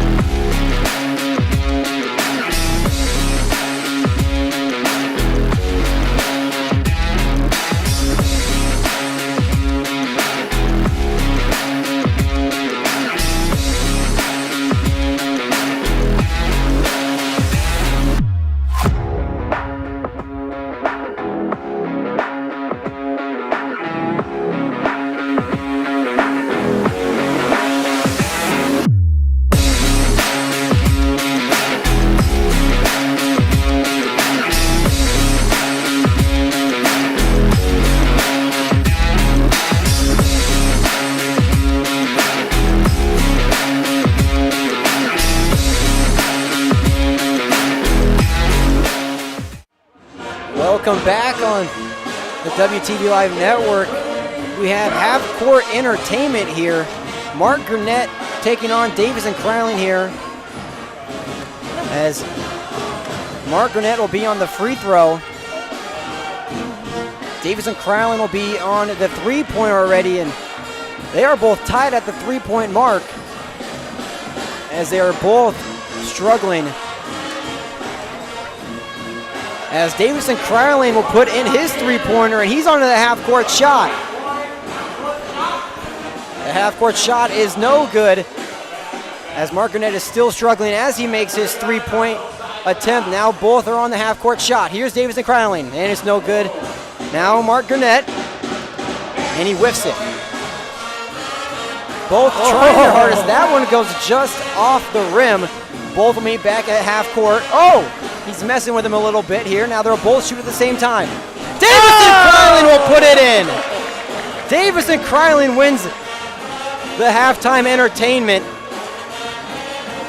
against Mark Gurnett, and that'll bring us back here on the WTV Live Network around 3 minutes until we get underway here at Westside High School in Ross. We were talking about it on the break. That was probably Westside's best quarter of basketball all year long. Yeah, no doubt about it. Westside trailed 17-15 to start the second quarter.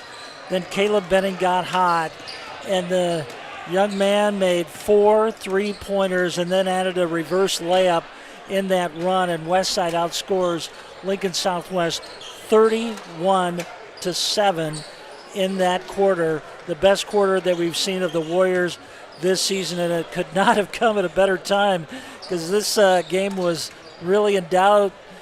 They were down 6-0 at the start of the game and really kind of struggled in that first quarter.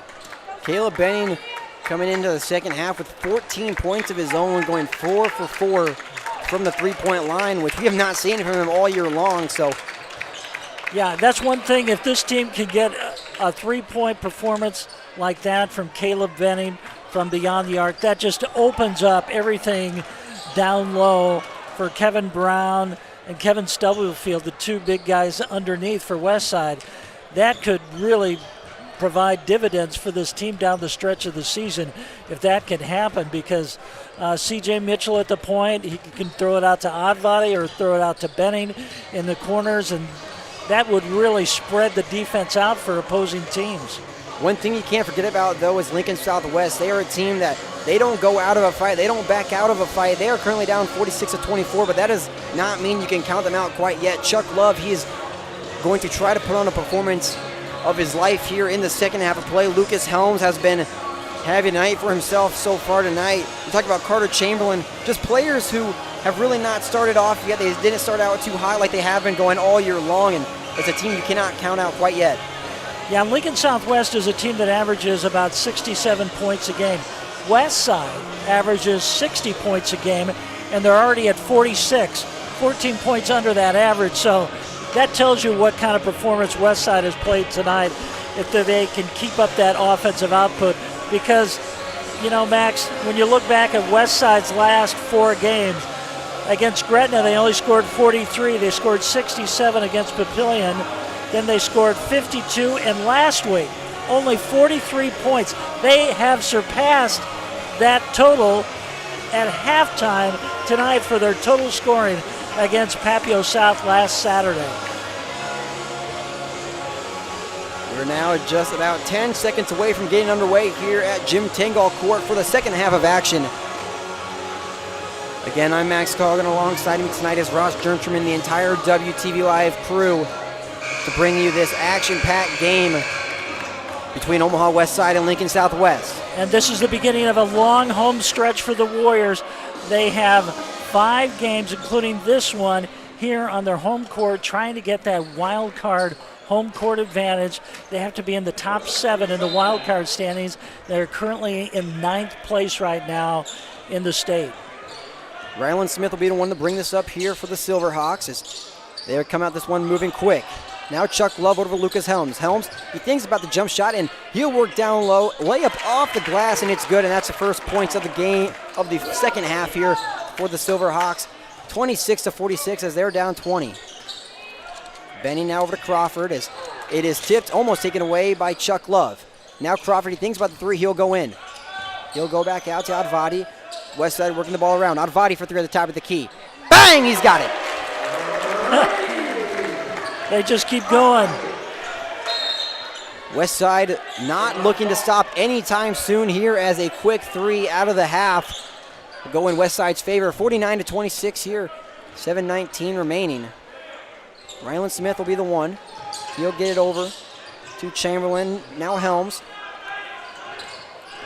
Westside playing that tight one-on-one defense. Malik Crawford giving Chuck Love tons of problems as that one will go out of bounds on Lincoln Southwest. It'll be Westside ball. Yeah, they switched Caleb Benning and Malik Crawford on Love, so that might be one reason why they don't want Caleb to get into foul trouble.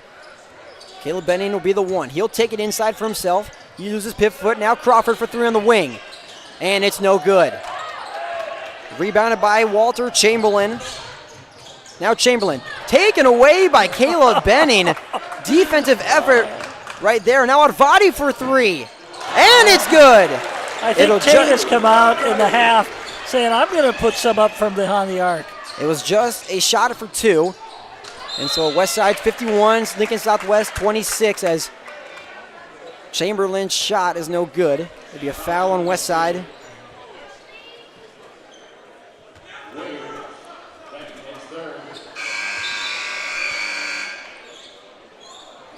Ryland Smith will be the one to pass it in here for the Silverhawks. 25-point lead here for the Warriors right now. Early in the third quarter, just keeping that heat on Lincoln Southwest. Lucas Helms now over to Chamberlain. Chamberlain, he's in trouble. He'll give it over to Love. Love back up to Chamberlain. Chamberlain for the three. And it is nowhere near good, and that'll go out of bounds. It's Westside ball. Yeah, the momentum is really with Westside here. Lots of confidence out there on the court. And Tate's hit his first two shots of the second half, so a lot of confidence out there for the Warriors. Kevin Stubblefield will be the one to bring it up. He gives it to Crawford. Now Ricky Lofton down low. Oh my, what a move right there from Crawford to Lofton. That's Ricky Lofton's first 2 points of the night, and a quick timeout is called here for the Silverhawks. What a great pass by Malik Crawford. He looked the other way and threw under the basket and got the assist. Just a great play for Westside. Westside is having no troubles here entering the second half of play as it is 53-26. Westside in the favor as Tate Advadi came out with the quick three. Caleb Benning with a beautiful block, and we just saw an amazing assist right there from Malik Crawford to Ricky Lofton. Westside definitely playing their best basketball. Yeah, Westside's making a statement tonight.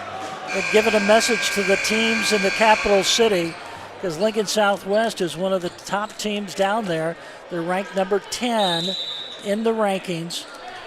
One of the better teams out of Lincoln this year. Smith, he'll give it over to Chamberlain. Now over to Helms. Helms having some trouble with Malik Crawford. Malik Crawford, one of the top defenders on this Westside team, and he is that role player for this Westside team. Doesn't score a lot of points, but he gets a lot of those assists. He gets a lot of those blocks, and his defense is outstanding. Absolutely. He's one of the leaders on this team out there on the court. Just his work ethic out there on the hardwood just really gives his teammates a lot of admiration. Here's Crawford. He'll get over to Stubblefield. Now Advadi.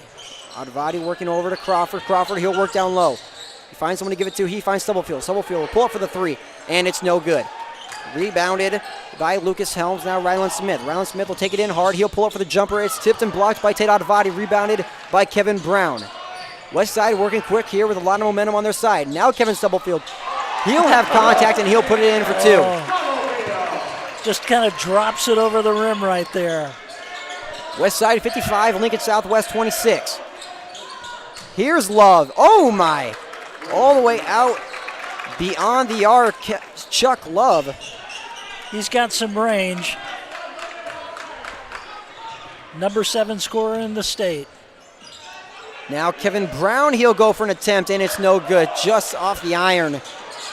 Rebounded by Ryland Smith. Ryland Smith will work it in and out. He'll take it for himself. Floater off the glass. It's no good. Rebounded by Lucas Helms. They'll work it back up. Jackson Carpenter will be the one with the ball here. Now Chuck Love. Malik Crawford once again playing defense on Love. Now here's Helms. And a bad pass from Lucas Helms hits the WTV live camera, but it is safe and sound as it just broke on us, excuse me. Never mind. The WTV live camera down low on the floor has taken a fall on us. Nonetheless, we got our top camera. Now here's Love. Crawford, one-on-one defense. Love, he'll pull up for three on the top of the key. And he's got it. Chuck Love. What an outstanding player he is, and he's showing his performance here tonight. Yeah, 6'6", and he can shoot from behind the line. He is a great player.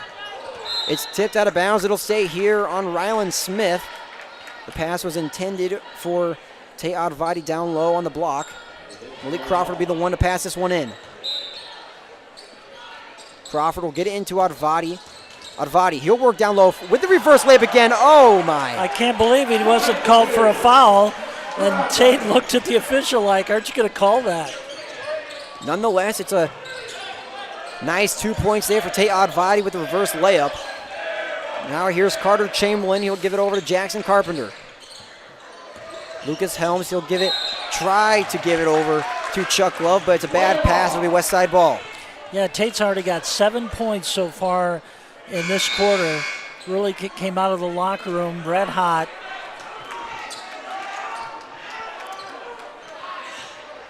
Tate Advati will be the one.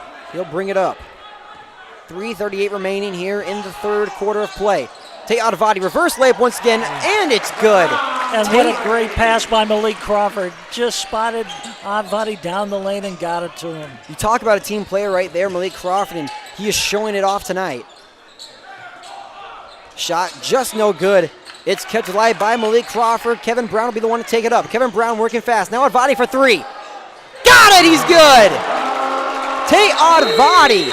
And a timeout is called by Lincoln Southwest, and Westside is in full control of this game here, 62-32. They lead by 30. What a start to the second half by the Warriors. Remember, it was 46-24 at halftime, and Westside now has 62 points. Max, they have surpassed their team scoring average, and we still have 3 minutes left here in the third quarter. This is the best scoring output we have seen from the Warriors all season long. They have really put it together here. We are still in the third quarter of play, 62-32. Ross, you mentioned they have surpassed their season total in percentage. And Ross, what a game so far for the Westside Warriors. Full momentum. They are in full control here. All players are playing up to their best. Yeah, Tate, 10 points here in the third quarter. Caleb Benning had his 4 3-pointers in the second quarter. And don't forget, Tate had a trio of 3-pointers in the first quarter. Hit his first 3 shots all from behind the line. So Caleb Benning and Tate Advati putting on a show tonight from behind the line. 62-32 here, 3:09 remaining in the third quarter of play. Rylan Smith will be the one to bring it up. He'll take it on the left side. Carter Chamberlain, he'll be the one with the ball. Lamb will have trouble with it, but it'll stay here as Lincoln Southwest ball.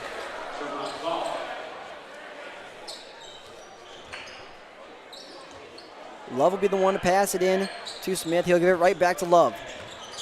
Love working quick. He'll go in and out. He'll do a spin move. Now down low, Rylan Smith in traffic, and he's fouled. He'll go to the charity strike for 2. And it looks like Benning and Stubblefield are going to come into the game here. Rylan Smith will be at the line to shoot 2.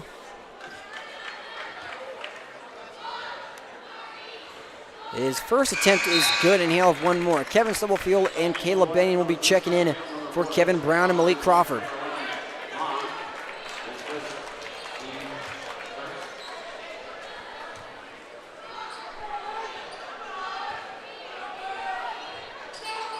And his second attempt is good. He goes 2 for 2 on the line, and it's 62-34. Westside working quick. Maddox Anderson, he'll work down low. Spin move. Will he keep it for himself? He'll give it to Stubblefield. Now Advati for 3. And it is just no good off the rim. And it'll be Lincoln Southwest ball. Rylan Smith, he's working quick once again. Now Carter Chamberlain. Chamberlain, he'll take it for himself off the glass, and it's no good. Rebounded by Maddox Anderson. Anderson going on the left side. He'll stop things down. No, he'll keep it going. Now Stubblefield, he'll think about the three. Now he'll go in. Off the glass, no good. Rebounded by Smith. 2:17 remaining here in the third quarter of play. As no foul is called right there on Lincoln Southwest. Yeah, the officials are letting them play tonight. Second time I thought a foul got away. Not by the officials, though.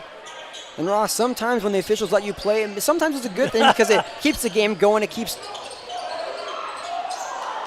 And the shot from Ricky Lofton's no good. In and out of the rim. It's rebounded by Southwest. Now Chamberlain, he'll slow things down. He'll work towards the middle on himself. Now Chuck Love, he'll pull up for three in the top of the key. Just in and out of the rim. Caleb Benning will be the one to bring this up on the left side. And he'll slow things down. Now he'll work quick. Caleb Benning, open lane. And the foul is called. It's a blocking foul. He'll go to the line for two. Caleb Benning not afraid to take a hit.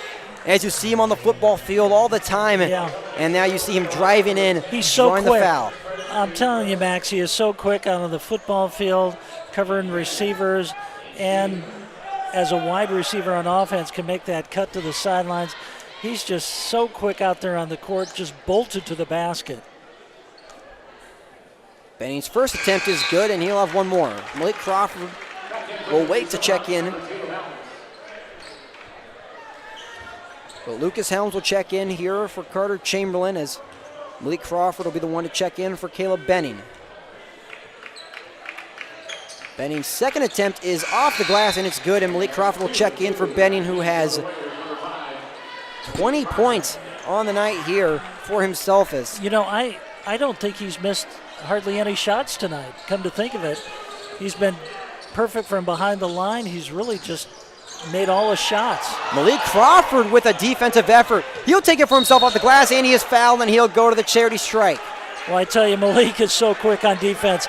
He has caused a lot of turnovers today, and he's one of the best defenders for Westside out there in the court. Great to see from the senior. Malik Crawford, who has been a role player all year long for this Westside team. He's been in the starting lineup his whole senior year, as this Westside team would not be themselves without Malik Crawford. As he misses his first attempt, he'll have one more. Yeah, they need his leadership here down the stretch of the season. You know, this is his final season on the court for the Warriors, and if he can provide that leadership, it'll be a different team. Crawford's second attempt is good, and it's 65-36 in favor of the Warriors.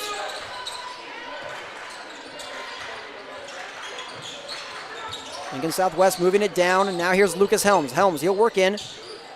He'll use his pivot foot. He'll give it off to Rylan Smith. Smith slowing things down, 17 seconds on the shot clock. Now Helms in the corner for three, and it's no good. Rebounded by Ricky Lofton. Lofton moving quick. Advadi, he'll work down the corner. Now Crawford. He'll think about the three, and he'll go in. He'll drive in for himself off the glass, and it's good. Malik Crawford, 3 points on the night for himself, and that's 67 points in total. And a foul is called on Kevin Stubblefield, and Jackson Carpenter will go to the line for two. Wow, if you would have told me the Warriors would have a 31-point lead in the third quarter against a top 10 team, I would be very surprised, and that is exactly what has happened tonight against this Lincoln Southwest team. And his first attempt is no good, and he'll have one more. 42 seconds remaining here in the third quarter of play before we go to the final 8 minutes. Yeah, Tate Vadi will come out, get a little rest here at the end of the third quarter with 42 seconds left. Carpenter's second attempt is good, and that's 37 points on the board here for Southwest as they trail by 30. 38 seconds and counting now here for Westside. They'll most likely sit this down for the final shot. Anderson taking his time here beyond the arc. 29 seconds. Crawford, he thinks about the three. He'll go in down low. He grabs his own rebound, and it's no good. Now 21 seconds on the board. Lincoln Southwest will moving quick. And a quick layup by Ual Lamb as his first points on the board tonight. 10 seconds now on the clock. Malik Crawford will walk this one up, most likely to sit down the final shot. 3 seconds of counting. Crawford for himself as he's fouled with 1.5 remaining. Malik wanted to take that shot himself, just worked it down and said, I'm going to go to the hoop. And he'll go to the line to give the Warriors a chance for a 30-point lead here at the end of 3.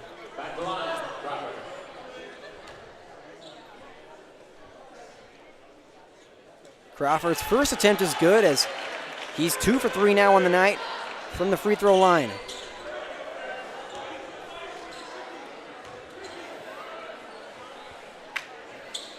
And Crawford's second attempt is just off the iron. It's no good. As time expires, we are going to the final quarter of play here at Westside High School. Westside 68, Lincoln Southwest 39. We're going to take a quick break here on the WTV Live Network. When we come back, more Westside basketball action.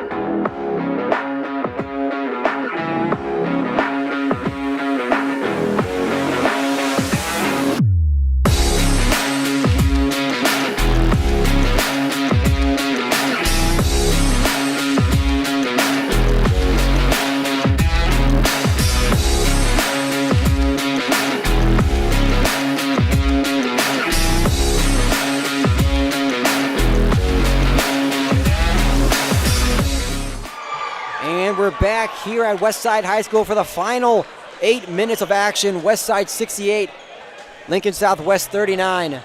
What a game so far it's been here for the Warriors. Every single player, it seems like, has contributed to this game. And there's Caleb Benning, who is the point leader on the night here for the Warriors. And now here's Kevin Stubblefield. Down low, tries for the dunk, and it is unsuccessful. Crawford, he'll lay out, trying to get the ball. And there's Rylan Smith for the 3 in the corner. It's good. Lincoln Southwest has surpassed 40 points now with 42 on the board. Westside still moving quick here. Moving the ball around the top of the key. Advadi tries for the foul and it's no good. Rebounded by Lucas Helms. Rylan Smith again for the 3 attempt. And it's good. Lucas Helms over to Rylan Smith. And Rylan Smith has been automatic tonight from the 3-point line. I'll tell you what, Jim Simon's not happy with the start of the fourth quarter. Westside has missed 2 easy shots under the basket. That's what they didn't do last week against Papillion. They really struggled in the paint, missed 15 shots in the paint, and Jim Simons is probably telling them, giving a message, use the board, don't try to dunk it, don't try to be fancy, just get the basket. And you have to realize that 7 minutes and 17 seconds is still a lot of time here for the Southwest team, as that's why head coach Alex Baugh called a timeout. He wanted to regroup his players. He wanted to let them know that there is still time to come back in this game, even though it is 68-45. It could be a full turnaround here, and that is what Jim Simons definitely just told his players. You cannot be lackadaisical here going into the fourth quarter. You still have to be on top of the game. Yeah, Lincoln Southwest still giving it all they got out here on the court. Caleb Benning will take it to the right side. Kevin Stubblefield will set a pick. Now Advadi. He'll pull up for the 3. It's tipped and blocked. It's rebounded by Jackson Carpenter. Lincoln Southwest moving quick here. Here's Y'all Lamb for the layup again. That's 4 points tonight for himself.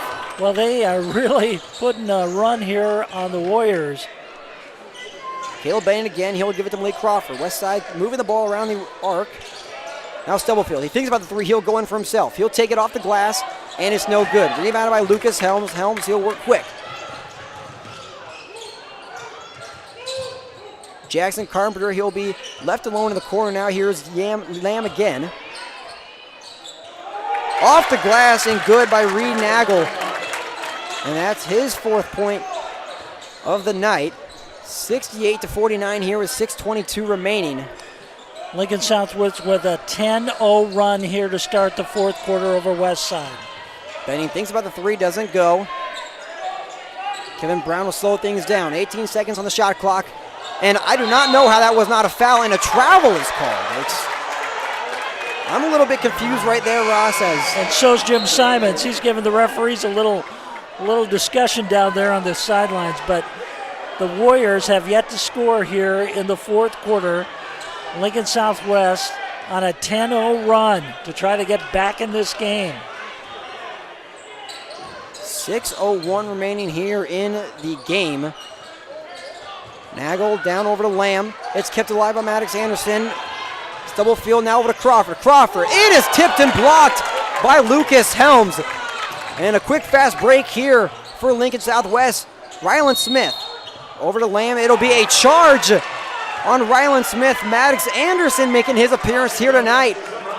Laying out and playing tough defense, as will be Westside ball. Westside has missed 5 shots inside the paint here in the first 2.5 minutes here in the fourth quarter. They just have yet to get that ball down the hoop here in the fourth quarter. They've been good shots under the basket, but they haven't fallen or they've been blocked. Benning, he'll work inside for himself. He'll get to Kevin Brown. Kevin Brown for 3 in the corner, and it's no good. Rebound by Lincoln Southwest. Now Malik Crawford taking it for himself. Crawford bullies his way in, and the and one! Malik Crawford showing his toughness down low as he'll go to the line for a 3-point possible play. You know, Westside was down 10-0 in this quarter, and it takes a senior to come up with a play to stop that run. And the Warriors finally get on the board here in the fourth quarter to open up a 21-point lead and possibly an extra one here from the foul line. Crawford's attempt is good, and that's a 3-point play right there from Malik Crawford. 71-49 here with 5:21 and counting. Lincoln Southwest not slowing down anytime soon. Moving the ball around, Lucas Helms. He'll work in, spin move. Looks for the jumper now, Chamberlain. Wide open 3, and it's no good off the glass. Rebounded by the Warriors. Kevin Stubblefield will take this up on the right side. Now Brown, spin move, once again, off the glass, and one! I'll tell you what, that's one of the great plays that Kevin Brown has. A spin move from the foul line and one big step and to the basket off the board. Kevin Brown showing his toughness here as well. 2 and 1 plays in a row from Malik Crawford and now Kevin Brown. Brown's free throw attempt is no good. Rebounded by Malik Crawford, and now here's Maddox Anderson. Anderson, he'll work down low. Looking to get it out. Now Stubblefield. Stubblefield for 3. And it's no good off the iron. Rebounded by Kevin Brown. Brown bowling his way in, and it's no good. And it is out of bounds on the Warriors. It'll be Lincoln Southwest ball. No, excuse me, the ref changes his mind. It'll be Westside ball here as it went out of bounds on Reed Nagel.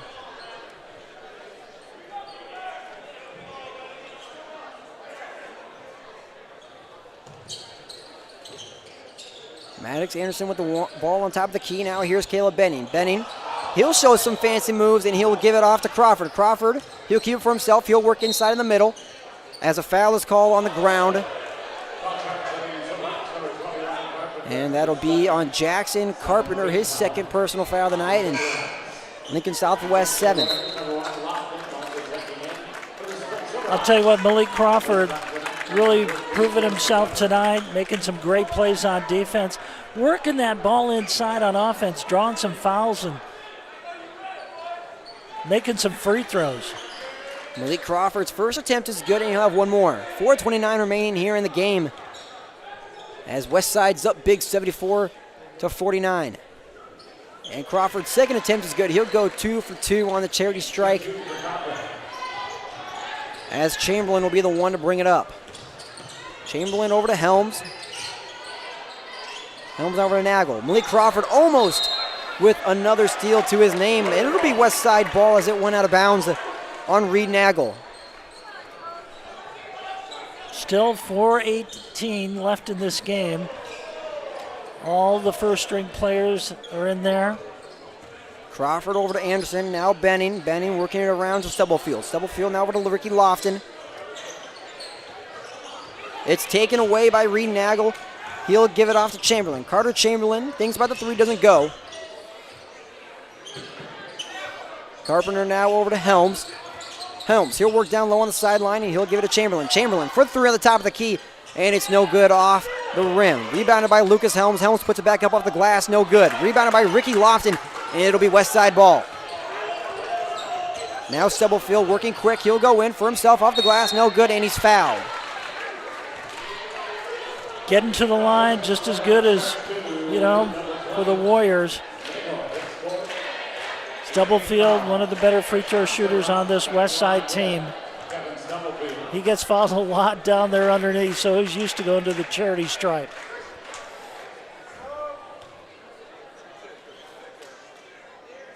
His first attempt is in and out of the rim, and he'll have one more.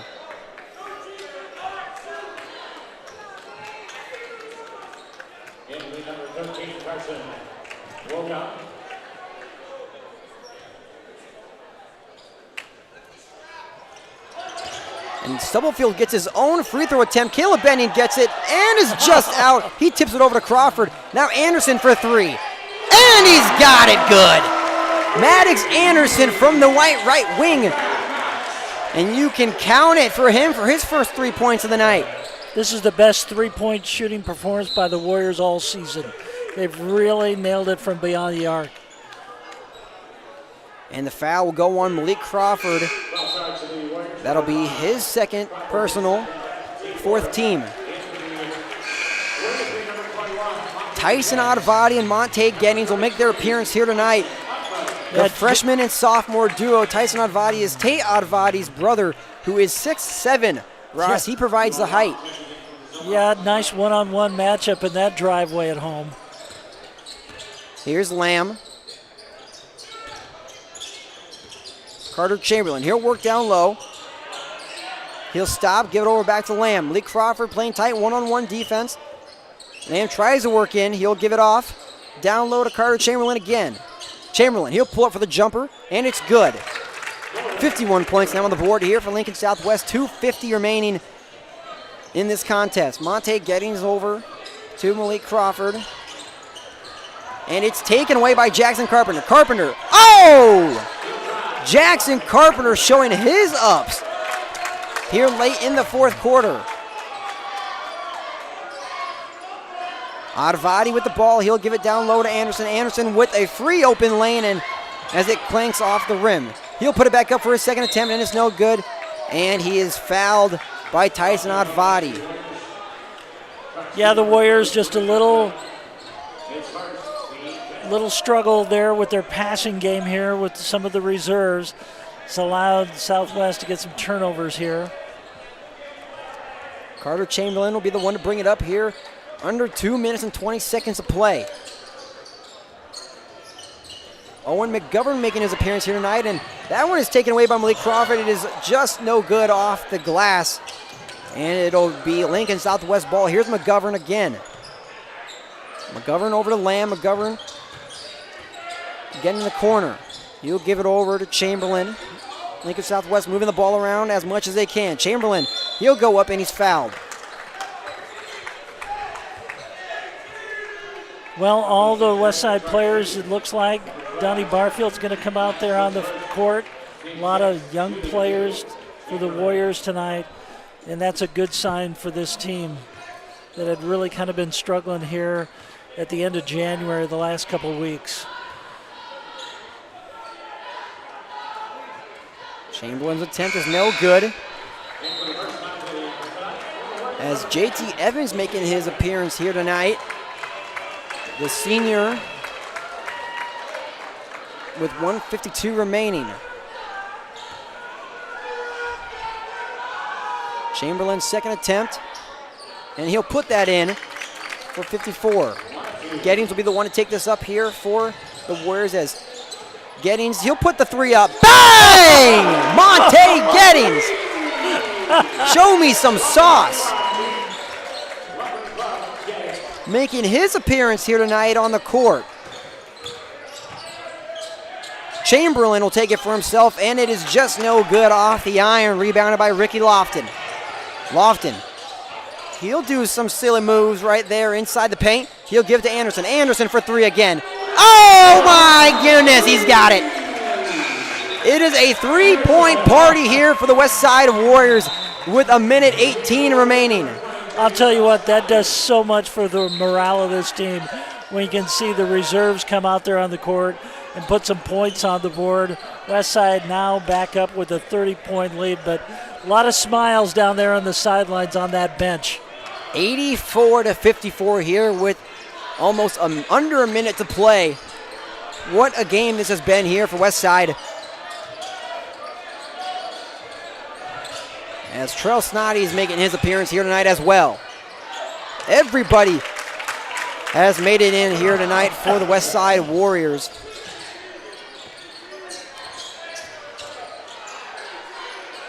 Ricky Lofton for 3, and it's no good off the iron. Rebounded by Jackson Carpenter, and we have 42 seconds to play here at Jim Tingle Court. Lamb will give it over to McGovern. McGovern, he'll dribble around. He'll try to find the 3-point, but he doesn't get it. And it is tipped and blocked away from Ricky Lofton, and a foul is called. It'll be on the ground. Yeah, that's only the Warriors' 6th foul here in this game. Now that'll be the 7th. Takes him to the line. First attempt is good, and that's 57 points.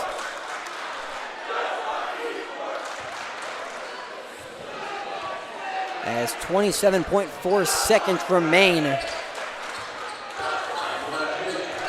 And this game is just about wraps. And there's JT Evans almost with the layup attempt. And here's Lofton looking to set this one now down here. 15 seconds. Monte Gettings again. And he's good. 5 points on the night here for Gettings. 7 seconds remaining, and Lincoln Southwest will let this clock run out. And there is the game, folks. 86-57. What a night it's been here for Omaha Westside. What a performance here. And don't go anywhere, as we will have your Time 42 player of the game. We're going to take a quick break here on the WTV Live Network. When we come back, more Westside basketball action.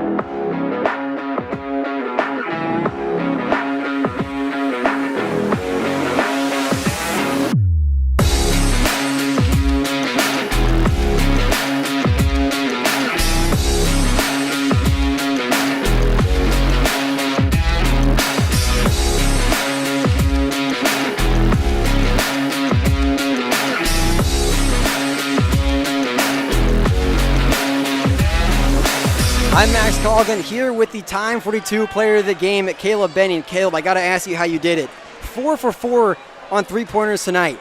How did you do it? Really just putting in the work in practice. You know, we haven't shot it well all season, and the whole message this week was just stay together and keep working, because at some point the shots got to fall, and tonight I think was the start of something special. So you guys take on a bit of a home stretch now besides the Heartland Hoops classes. You take on Elkhorn South at home on Friday. What do you guys got to do to prepare for this stretch? Keep practicing hard. The intensity in practice is up a lot. You know, we're sick and tired of losing. Like, we don't like it. And we got a nice little home stretch here, and we've been proven it's tough to beat us here, so we look to keep that going. All right. Thank you so much. Our Time 42 player of the game, Caleb Benning. I'm Max Colgan. Alongside me tonight is Ross Jernstrom and the entire WTV Live crew. Thank you for tuning in, and have a good night.